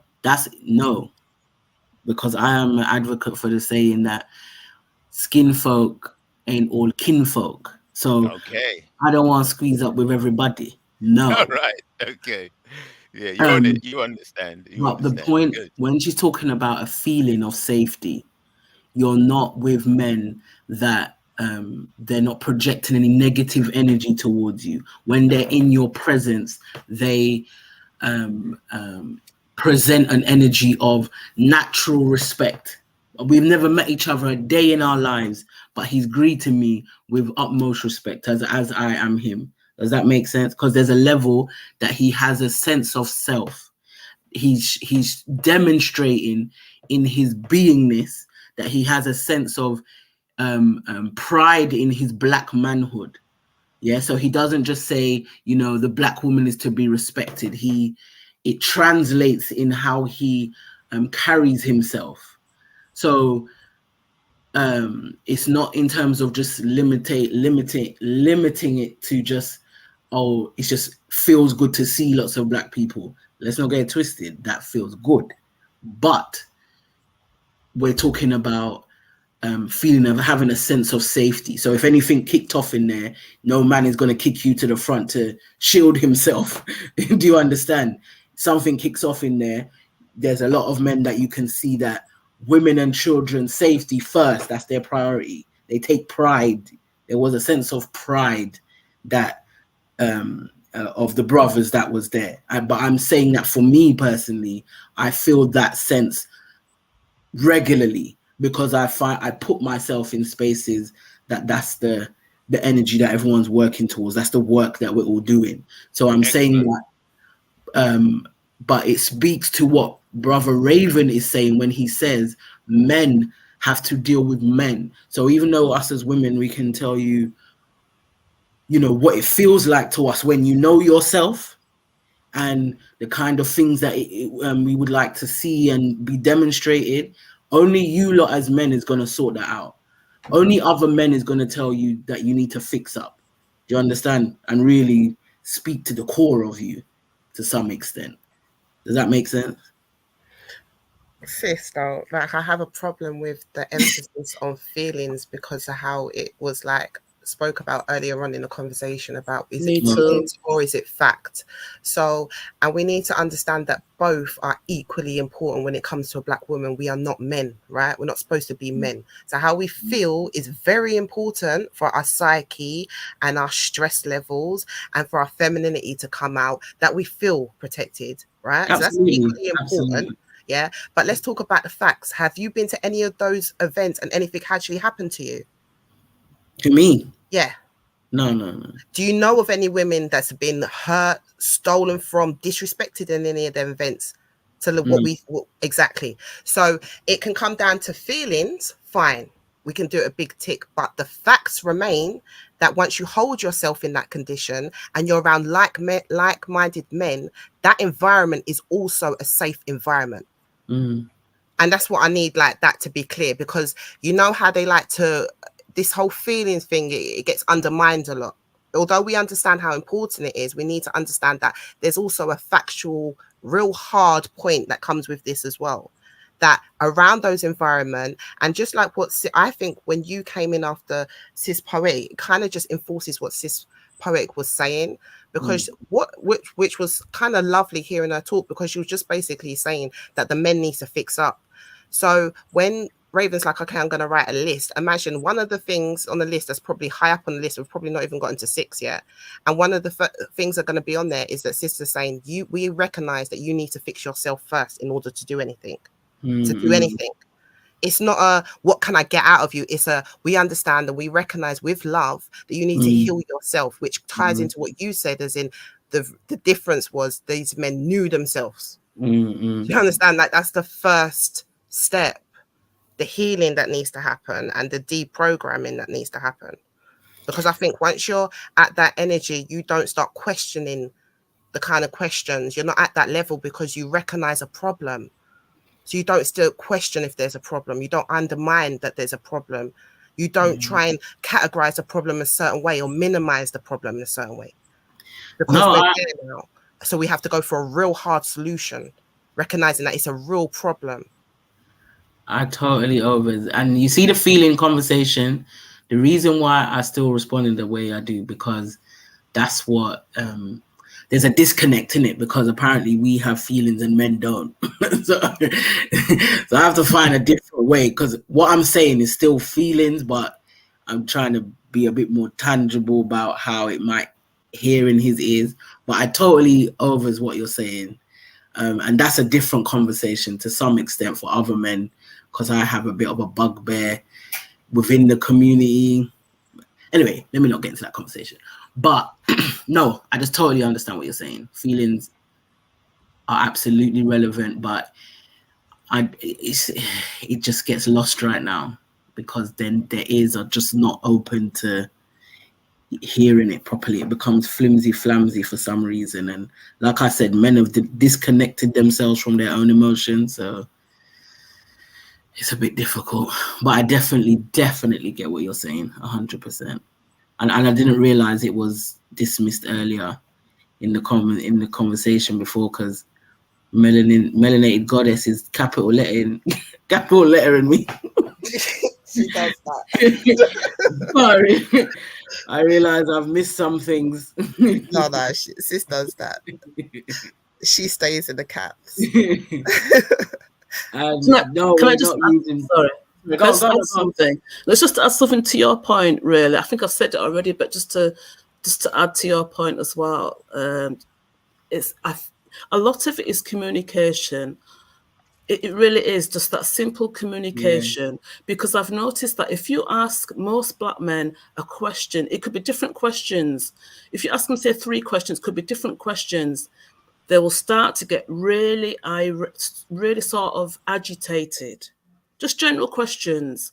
I generally have there's generally this sort of impression that Black men just do not like to be asked. I'm not saying all men, all Black men, but a lot of Black men do not like to be asked questions. They do not like to be asked. I'm using the word challenged, but what I mean is they do not like to reason about things, unless it's maybe to do with things about the Bible, so to speak, or things like that. But I've noticed that if you're speaking to a lot of Black men, and you're asking them questions, maybe trying to learn something or find out more, a lot take it as if you are, attacking their information, or that you don't believe what they say. So I think it's how a lot of them are wired in terms of interpreting information, how they see themselves as, they know they're supposed to be the man, as in terms of the leader. They know they are, but they don't like to be, they don't like to reason with Black women in the sense of, let's have a really good conversation.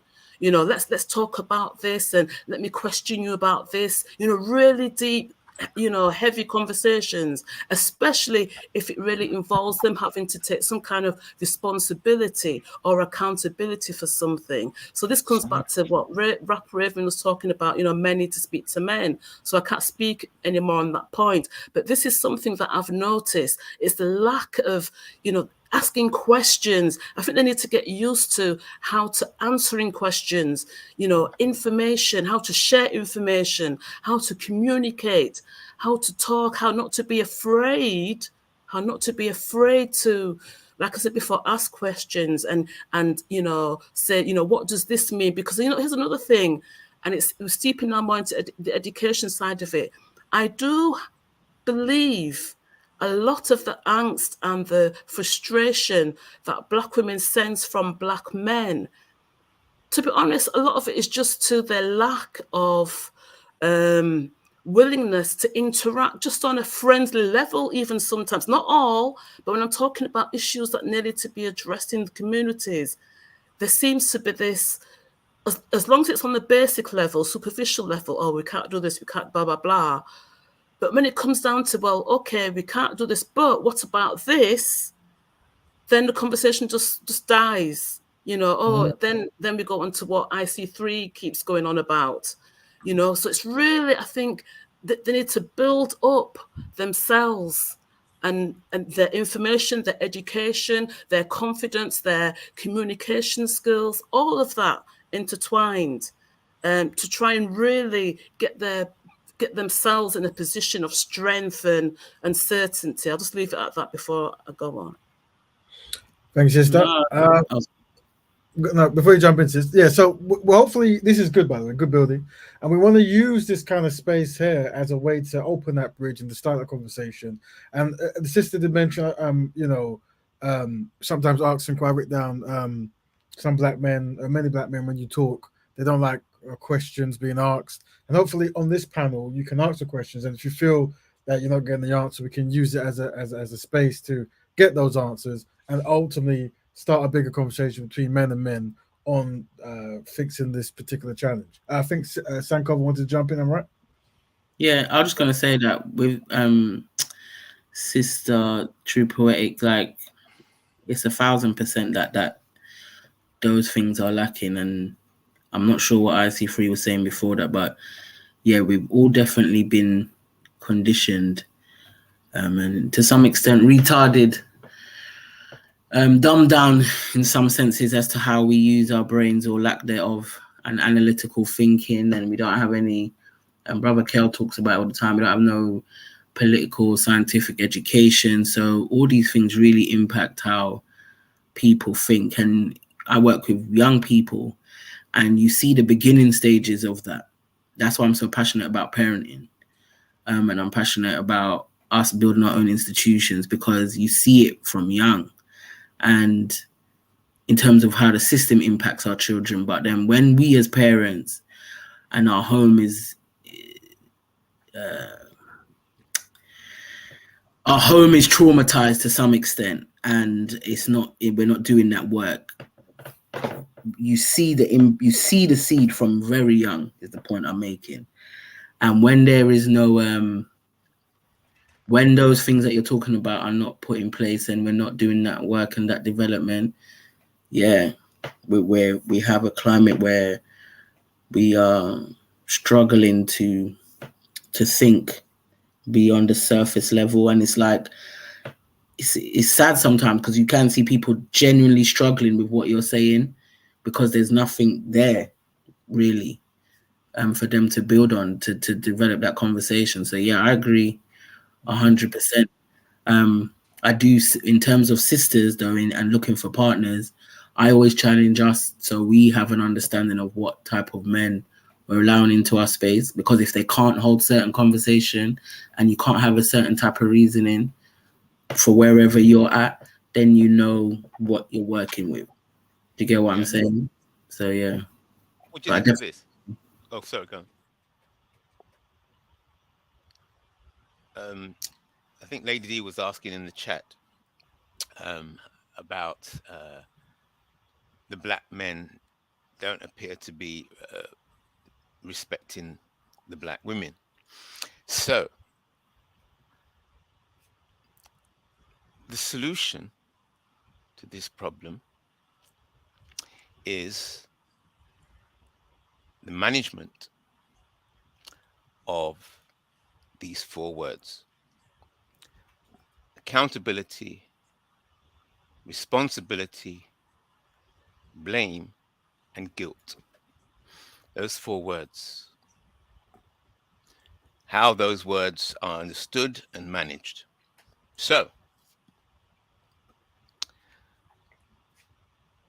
if the black female understands the system, the ecosystem of white supremacy, financial, political, and cultural, those black females with that understanding of the environment,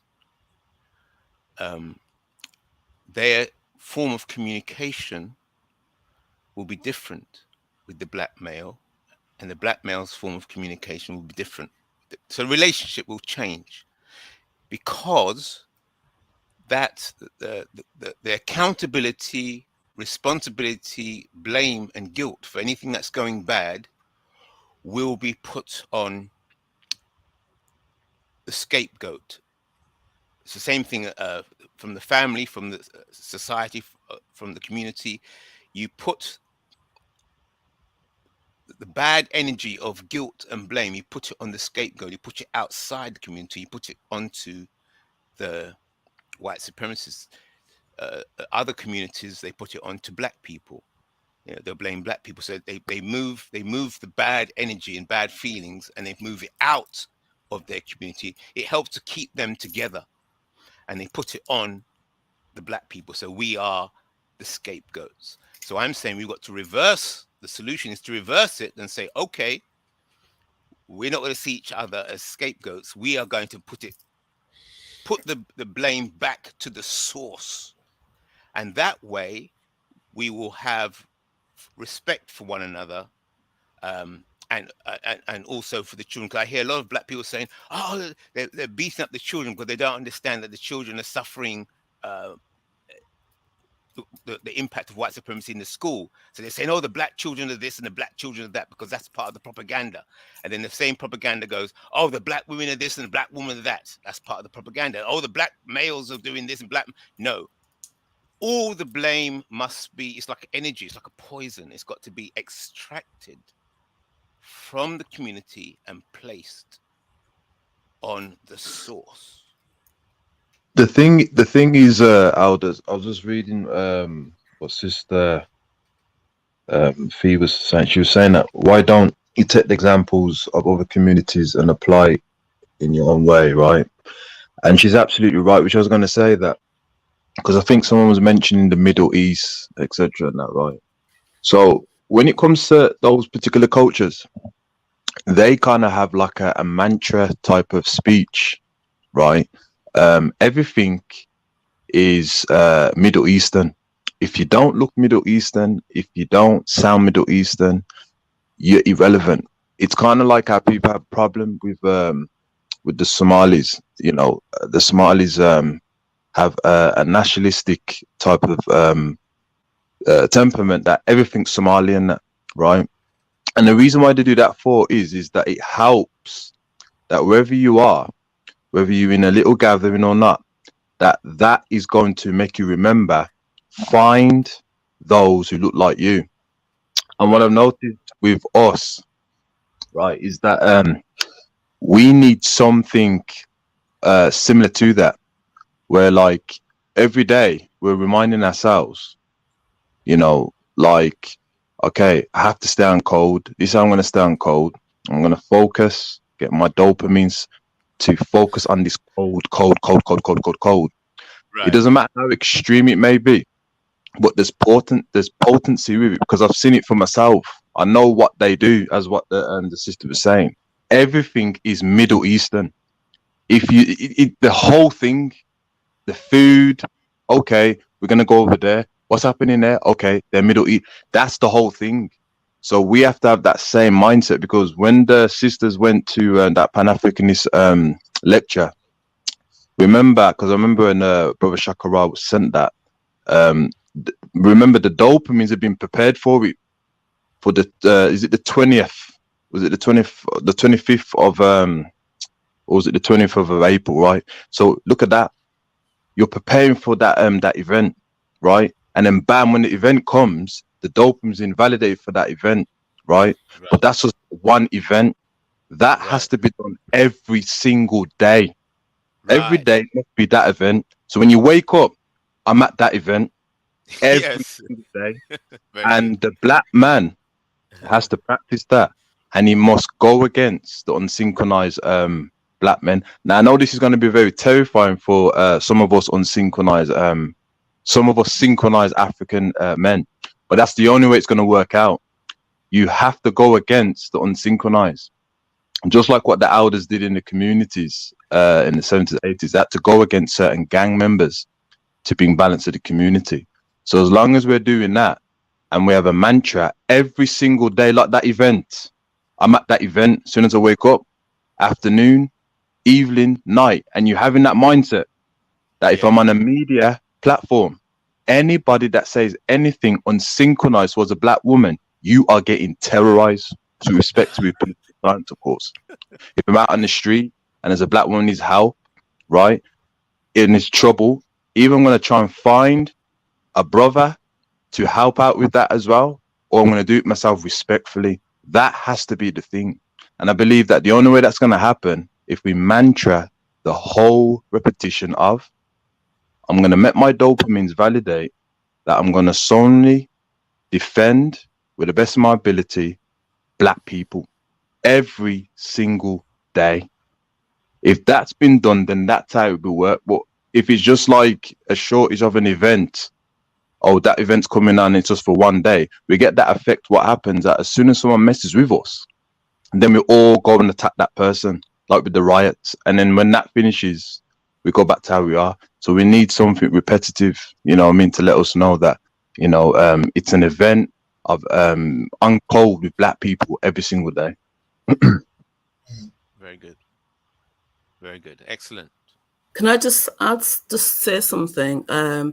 It's a comment that Dominic made. I think it's gone up now, but it's quite key to what's on the screen as well with Jonathan and his partner. He said, some black men will say it's just a preference, but it's an escape to the reality that favor white females over black females. The key thing for me there was it's an escape It's an escape to the reality. It's an escape. So, you know, this is the crux of the matter. A lot of black men simply do not want to deal with what they think are maybe more issues, more problems, or simply just do not want to build within the black community. Absolutely. I will be honest with you, sister, because I was listening to what the sister was saying in the beginning, and question was asked, you know, black men, do you know what to do? And I'll be honest with you, all black men know what to do. You put a ice woman involved in that. Watch the black man defend the ice woman on media or in real life. Put a mountain woman, watch them defend it. Put a sand woman. They know, we know what we need to do. The only problem is, and me and Brother Raven, Sister Kushti, and the rest of us, all of us agreed on this, we have to sell to make the protecting the black woman a valuable product. That's what we've got to do. Because we've all seen it for ourselves. We've seen white women get protected indistinctively by the black man, collectively. So we know what we need to do. It's just that we don't value the sun woman when it comes to these things. So, Brother Raven, marketing that product is definitely a solution. Because you know, Brother Raven, we're men. Can I just say something? Yeah. Oh, Yes, sorry, beloved. bro. You're cutting out on my side. Sorry, I didn't mean to interrupt you. Go ahead. I thought you'd finished. Sorry. No, finished now. So. Oh, sorry. I just wanted to ask. I see an interesting conversation. I'm between Virtual Oath Studios and Dominique, and I just was interested to see the brothers' and the sisters' thoughts on this conversation as well. So the part that I'm starting from is fear. A lot of us are not conscious enough to realize what we have to do. If you're asleep, how are you going to see? And Dominic said, true, but some of us are not asleep. They just choose not to see. And then Virtual says, we need our own economy and institutions, but if they do not see the value, then what do they do? You can argue our trauma is forcing us not to see, if that makes sense. And that is a key point, right? Because obviously it is the work for men to do this for men. And I was going to say, because one of the points that I was going to put in, but I didn't know how to articulate it really, is just in a way to say it without the best words. It's kind of like, I feel like men don't even really know, it kind of came to me when Sis Poet was talking about communication. I don't even think they know how to, like, I mean, an old school word would be like courting, but even my kind of era would be like chatting up or talking, or do you know what I mean? Just talking to I don't think they even know that stage, especially with the fact that, you know, you could just swipe left, swipe right and all of that now as well, which makes that kind of practicing stage, because they're doing that at teenage stage where you kind of practice how to liaise with girls, especially if you're going to a mixed school. You kind of just start knowing that, you know, a certain time on a month, girls are a bit moody, leave them alone, or, you know what I mean? You just start knowing how to relate to a woman. And I remember Cal was on a panel one time, and he said something to some of the brothers, like, some of you brothers, I don't even know if you know what type of woman you're communicating with. Like, are you talking to a tomboy? Are you talking to a classy girl? Are you talking to a do you know what I mean? And I don't even think they understand those dynamics. You know, just because one woman was mean to you, the next one might not be. Do you know what I mean? But the damage is done on that first one, and now all black women are terrible. It's like there's no. That's right. You're so on point, Empress, because back in the day, they would, if one rejected them, oh, fine, move on to the next, no problem. In fact, that made them work on their craft, so to speak. Exactly. And this is what I'm saying. Like, the black men of now are not even the black men I know of. Like, of the prime age of 20s or young teens or late 20s. Like, this rhetoric I'm hearing of bitter and blaming black women was not around when I was of that age. These men love women. If anything, they were gallus. There was words like gallus. Now you got words like incel. You had players now, and I'm not saying a player was a good thing, right? But the element of a player was being able to know how to speak to speech a gal, and like some man that was their, they weren't good at any kind of subjects in school, but they were very good in the subject of women. Do you understand? Like, so for it to do a whole 180 where women are now this, it's almost like they've got the lurgies, like you can't even be near a woman. The woman is the worst thing on earth. And to adopt all of this notion is so foreign and worrying that, you know, I do think that that needs to be added. I don't know how you're going to word that, but understanding women needs to happen. Romance. You know, that really needs to happen.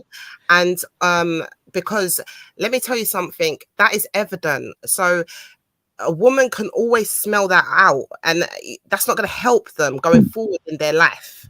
Do you understand? Like, that is not something that you could just ignore. That is a trait that you need to sort out, right? Because no one wants to be the old man in a club lonely. Yeah, like these things are real life things. These are sayings that used to get said. You know, these are things that we don't say to our young'uns anymore. The people don't understand that, you know, your youth is for a small point of time. You need to know how to communicate. There's only so long that you can get away with just saying that you're young. If you can't even verbalize yourself, like what Sis said, some men literally flip their lid on a question. Where do you think that's going to go after that? If she's got any sense, she's running a mile, and now all women are crazy. So I definitely think that that element, I had to just jump in there with that, because men do not understand the sciences and the multi-energies and the levels between women, and it is evident. And if you're adopting slogans like incel and you're being a part of something called a manosphere, there's a problem. Do you understand? But on the point of what the brothers were saying on the chat, I think that's a very interesting point there as well, because if it's only synchronized brothers that are going to be able to do these things, and we understand that most of the brothers are not synchronized, I don't think we're actually in this. I know for myself, I'm not saying that we need to get every single person on code or have a sense of black pride, but there needs to be a universal understanding that whether I date out or not, I can't disrespect a black woman. Like, black women are protected. Just like I understand that the J word community, I can't even say their word because I'm that scared, because I don't want my brother's channel to get shut down. I cannot say anything about their men, women, child, right? So that there has to be a sense there, right? That doesn't mean that every single J person in the community is on code. They don't have to be. Do you know what I mean? Just the notion of me being a J word just absorbs that much respect and demands it. So this is why Sister Kush, the community, we have completed the code of conduct. We've finished it. What makes it unsynchronized, what makes it synchronized, and how to incorporate that. And we're willing to send this in emails to our people, because on the list, beloved, is if you do not understand female psychology, you are unsynchronized, because it's a different language and a different logic. So I totally agree with you, and this has to be implemented, because we don't know how to talk to our women. I don't care how old you are or young, it's a substantial problem. We do not know how to talk to women. We're very emotional. The fact that when a woman says something, right, is that we're ready to pounce on her. You know what I mean? And that's because we don't understand female psychology. We look at it as we're being attacked. And there is, I was speaking to some Sun sisters, and it's to do with the Roman Gunko culture, of course. And also because of what's happened, how the black woman's had to survive and look after the boys. And, you know, there's some things going on there. So we know, you know, that is that thing of, well, I don't want to be reminded of certain, events, but that is part of the code, Sister Kushti. And as I said, it's finished, and we're sending it out because we do need to sort out understanding female psychology, and also as well that we do need to formulate collective types of groups. You know what I mean? Like each area, you know, needs to locate where good supermarkets are, locate protection for the black woman. We've got things structured. You know, we just need to have the confidence as black men to act upon it. you know, and there's a lot of us that are willing to do that, to go against unsynchronized black men, and of course the non-Africans, and that's just protocol agenda. But yeah, it's finished now anyway. It's, Oh, you've put together the protocol then? yeah, it's finished, but with the community. Oh, right, okay. Send me a copy. So Send me a copy. I will just send you an email. If you send me your email, then I can send I'll it. put my email in the chat here. In I the can internal. send it, yeah. Can I just jump on as well, the back of supporting what Kushti's saying, and what you're saying, Brother Kel, why I always lead with the fact that culture is the missing thing. So when Kushti's talking about the J people or whoever we're talking about, culture is that foundation. So we recognize, because we've been conditioned and we're living in someone else's culture, behaviors, So the answer is obviously culture.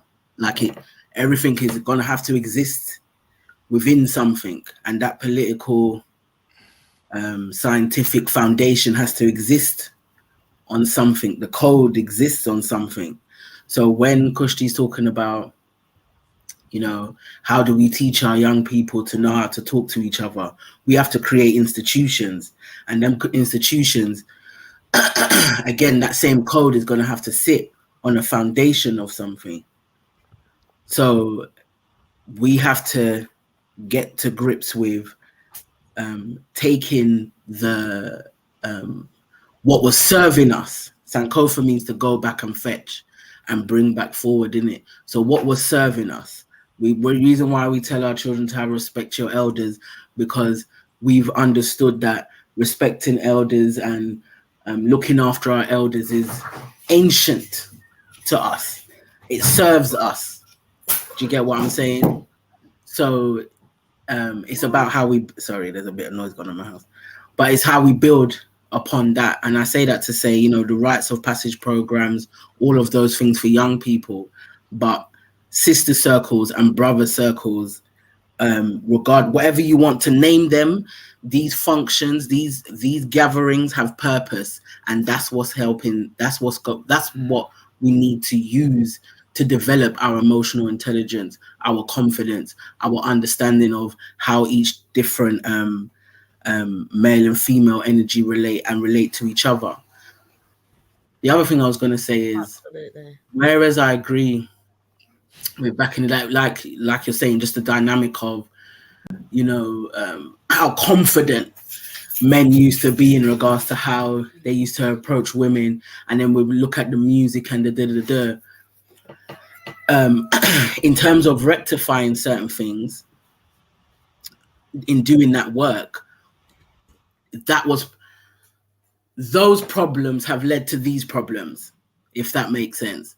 So whereas really, yeah, because I'm definitely not raising a gallus, and I'm just saying that I don't understand where it went from how they got so confident to now thinking that they can't even speak to women. Because the confidence still was based on certain fallacies. Do you get what I'm saying? So whereas we lived it, and how young men may have, to some extent anyway, to how young men may have approached us, it was a feel-good time because we lived it. But when I put my parent glasses on and I dissect it from a different perspective, yeah, that's not productive, innit? And then the Lovers Rock group as well, that wasn't overly productive. And then even if you look at the age groups that we was, it's a whole bag of different conversation. But no, I understand that. That's not what I'm saying. So let me make sure I'm clear. I'm not saying that the outcome of it, and I understand. That's why I said I'm not endorsing the player. I'm not endorsing that. But the energy of it from men at that time was a direct contrast to. I would not know a black man who would vocally call themselves an incel, involuntarily celibate. Yeah, I mean, I would not know a black man that would prefer to be about a group of men and just complain and talk about. I've heard that women are the worst, black women are the worst things to the community, that they're nothing but I've heard them rip them apart on their looks. Like, men weren't even that they wouldn't even know what a mascara brush was to a powder. Now man knows everything a woman's got on her face. Like, the contrast is different. It's wild. It's a whole different contrast there. That's what I'm saying. That kind of, yeah. I fully agree with what you're saying, but I'm saying when you look at the whole trail of things, and then let's say the power dynamics in voices and whatever, all of these things feed into things. So this is where what you're describing is an extreme.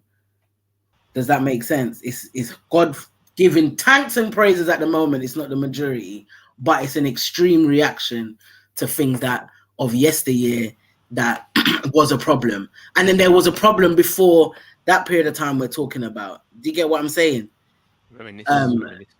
But I'm understanding what you're saying, that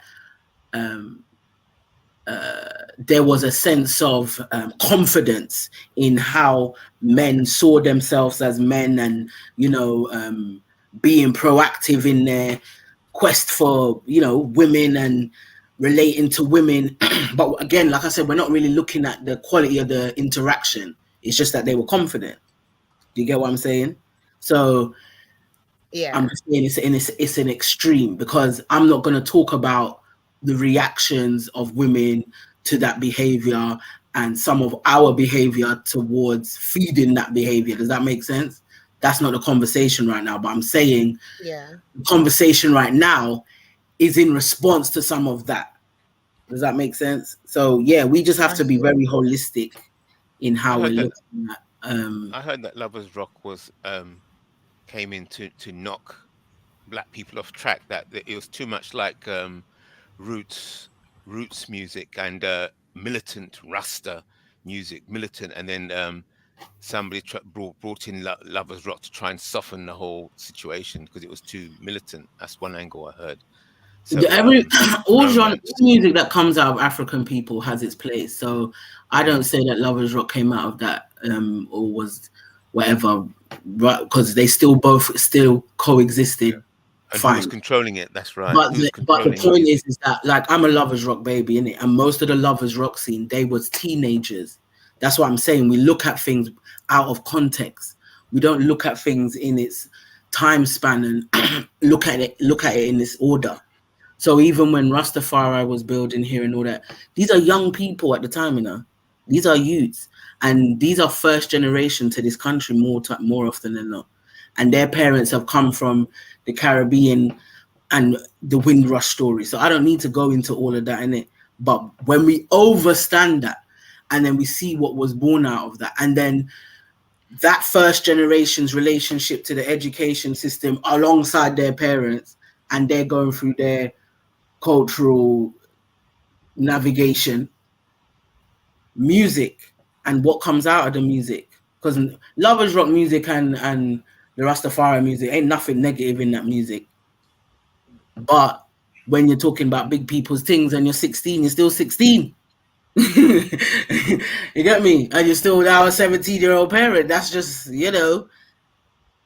and you're trying to navigate that in a foreign environment. So being a 17-year-old parent in England in the 60s or 70s and 80s is different to being a 17-year-old parent back home and your whole entire everybody is around you. Do you get what I'm saying? So I always am present of mind when I'm looking at our condition.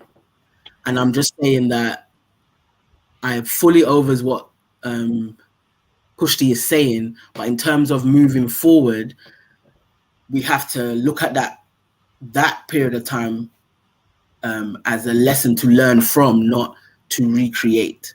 And I like it's not condoning any jealous or whatever, but I'm just saying that was problematic in and of itself. But yeah, I'm just saying, long story short, is we have to create institutions that have a cultural foundation that puts through our paces of understanding ourselves as men and women, and for both of the sexes to socially integrate productively.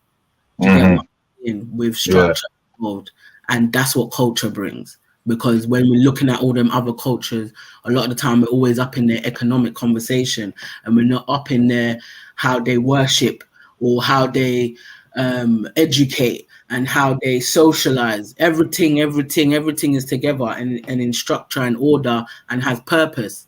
That's how the business can manifest itself in the first place. You understand? Because their children and their community raised together. So we have to, if we're really looking at other communities in that way, like look at the community holistically. So yeah, that's my full contribution over. Give thanks. Thank you very much. Give thanks. I agree, sis. So, family, we've gone past the 2 hour mark. We're on 2.5. A great build. I suspect we probably should return back to this black men building black men, how do black women feel, and getting notes. And we build upon it. I've written the stuff down. But is there anything else? Is there any questions or anything the sisters would like us to do next week that might be beneficial, or the brothers? Could you have a all-male panel for that then? Because, we black women really want to hear more from the black men in terms of that question, because, it wasn't really answered or covered by, not saying Kel, but, it would be good to have an all-male panel, at least for the first half, to discuss that question, if possible. I would say it's always possible, but because we send out a link, it comes down to if people are willing to join. Just like some people will be willing to give their feedback on the forum. So by all means, what we used to do historically was we would have like women building sections and men building sections. But I do feel that we might need some women to navigate, because there might be a particular direction you might want to go that might be more beneficial. And with men, we might take it somewhere else. Yeah. It'd be good. Yeah, I was gonna say as well. Yeah. Now I was gonna say that it'd be better for the women. Honesty there, Raven. Now, but the thing is, he's right, because if the women explain it, then the men can enforce it. You know what I mean? Because what's gonna happen? You're gonna get all of us on the panel, and we're all gonna say different things, and then because of our unsynchronized nature of we know we're not protecting a black woman, we're going to conceal and hide things. So it's very important that the women mention things. Okay, it's been highlighted. Okay, let's enforce it now. So it's very important that you, son sisters, are there with us. To be honest with you, can't we have some synchronized black women tell the black men exactly how to protect them so that they can feel protected? Because they are, it seems the black men don't know. Okay, so we don't know. So who does know? Who does know? So whoever does know, come on the panel and say the black females that do know, because that's what I heard today, that we're not listening. So let's listen to the black females tell us exactly how to ensure their protection, because they know about. They did it today, Alda. To be honest with you, they did it today. Like one of the what is so much like, the media, when we're on platforms, stay on code. Then there was another sister was saying that, whenever you're being challenged by the black woman, don't overreact, understand and listen. They were very truthful, to be honest with you. The code was definitely very beneficial. That to me, that was synchronized, because they let us know. We just got to enforce it now. Yeah, we just got to enforce it now, Alda. But it was definitely clear what they were saying, all due respect to it. Yeah. So I mean, if there's any women out in the forum who wanted to say something but didn't, they want more time, because unfortunately in the community sometimes we don't actually ask each other questions. So when you come on a panel and you go, "What would you like?" It's almost, I've never heard that before. What would I like? So for those women who might have never think of it, you can think of that kind of homework to deliver next week, to ask that things you will like, and we can work towards it. I would say as well, whether it's a good idea or a bad idea, is as men, we're going to check men on forums and we're going to try to implement this.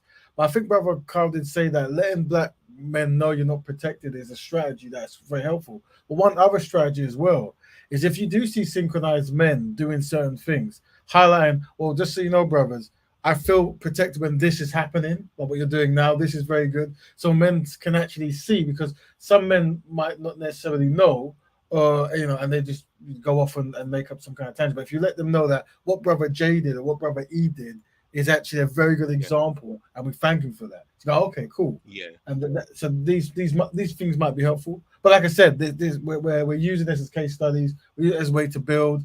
And hopefully we can. This is at least one place where black men and black women can come on, because the goal is to be unified and be solution based. And we thank everyone. Bro, just quickly before you sign, I think some people are coming in with chats with suggestions. So unless you've got these on your, I can read them out for you and you can see. Yeah. Let me get my. Let me move this out of the way. Here's the book. There's only two I see, but if anyone's got any more, just quickly. All right, Dan. Which ones are they saying? So big up Daniel Davidson as well. He says a lovely message to the sisters about, just gave his appreciation to the sisters being open and honest. So that's definitely appreciated. But his one was, don't drag our women in public.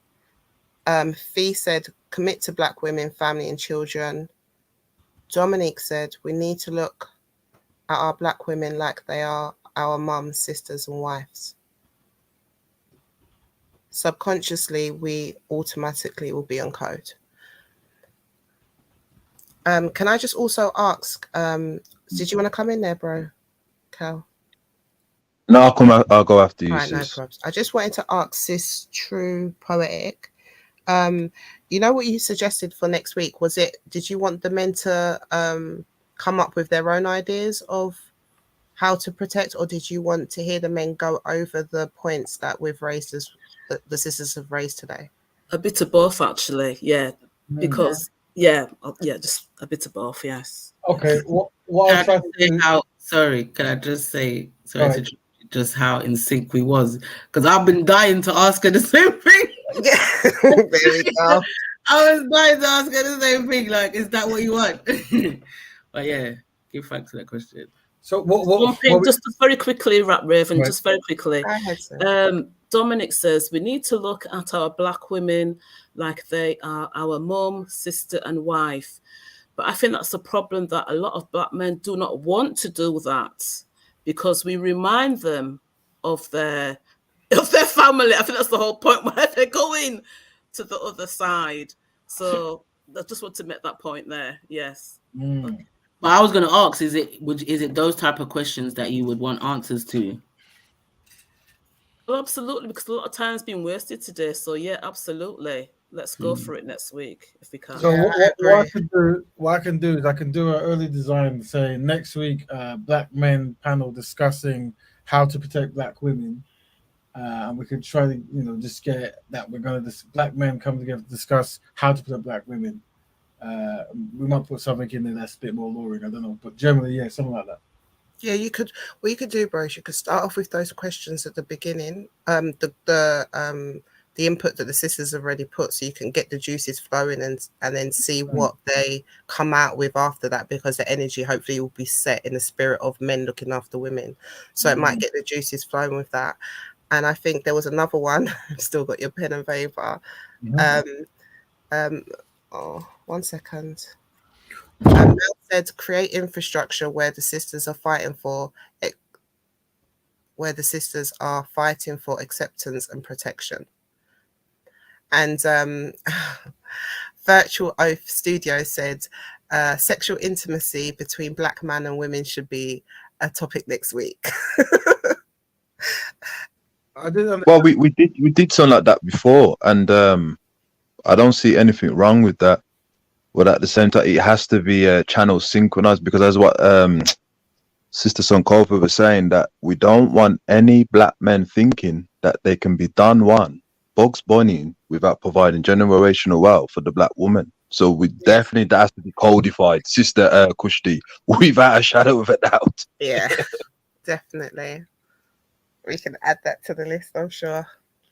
I didn't get create infrastructure. Yeah, 1 second. Let me get it for you. Acceptance. I can see that, but I think she meant not. Can you clarify, sis? She's in the chat. She'll probably clarify. So what it reads is create infrastructure where the sisters are fighting for acceptance up. So I'm thinking she's saying create infrastructures where the sisters are not fighting for acceptance and protection. Right. So it's just a not. Yeah, there you go. Not fighting. Are not fine. Create infrastructure where the sisters are not fighting for protection and acceptance. And hopefully this is one of those kind of structures, as small as it may be, where Black women do feel somewhat safe to express themselves. If not, we can try to create scenarios where Black women feel heard. So hopefully we can use it as one of those starting pillars. I just want to say that the community, as I said, we've come up with the code of conduct. It's very flexible to help you to control your dopamines, to act upon these principles. It's very flexible. So it's there for those who are interested. It's very beneficial because, as what Brother Raven always says, we are inadequate. So we need strategies to keep our dopamines validating Black first in all things, and we've definitely completed. And I want to thank the community for that collaboration. We were definitely synchronized on that. So big up to the Black community. Big up. Send that to me as well, bro, please. No problems. Yeah, send that across the board. Great work, excellent work there. We'll probably cover it in some show. But guys, we're gonna go now. So, any last words before we go, family? Just Black Betterment, and it was a pleasure being on a panel with everyone. And I'm looking forward to the next show on the next topic. Excellent. So I'm looking forward to next week's continuation of this. Thank you very much. Sorry. I'll finish. Finish. Oh, just saying Black Betterment. Thank you very much, everyone. Bear with me with my interrupting. I will work on doing better. But give thanks for the reasoning. I always love the discussion. And give thanks as well for Empress Kushti, because she was coming with the fire, but I like that she keeps reminding me and promoting the powerful event that we did have last week. So give thanks for that, sis. And Black Betterment, everyone. There you go. All right, thank you. We're going to end now. Black Betterment to all Black Betterment next week. All right.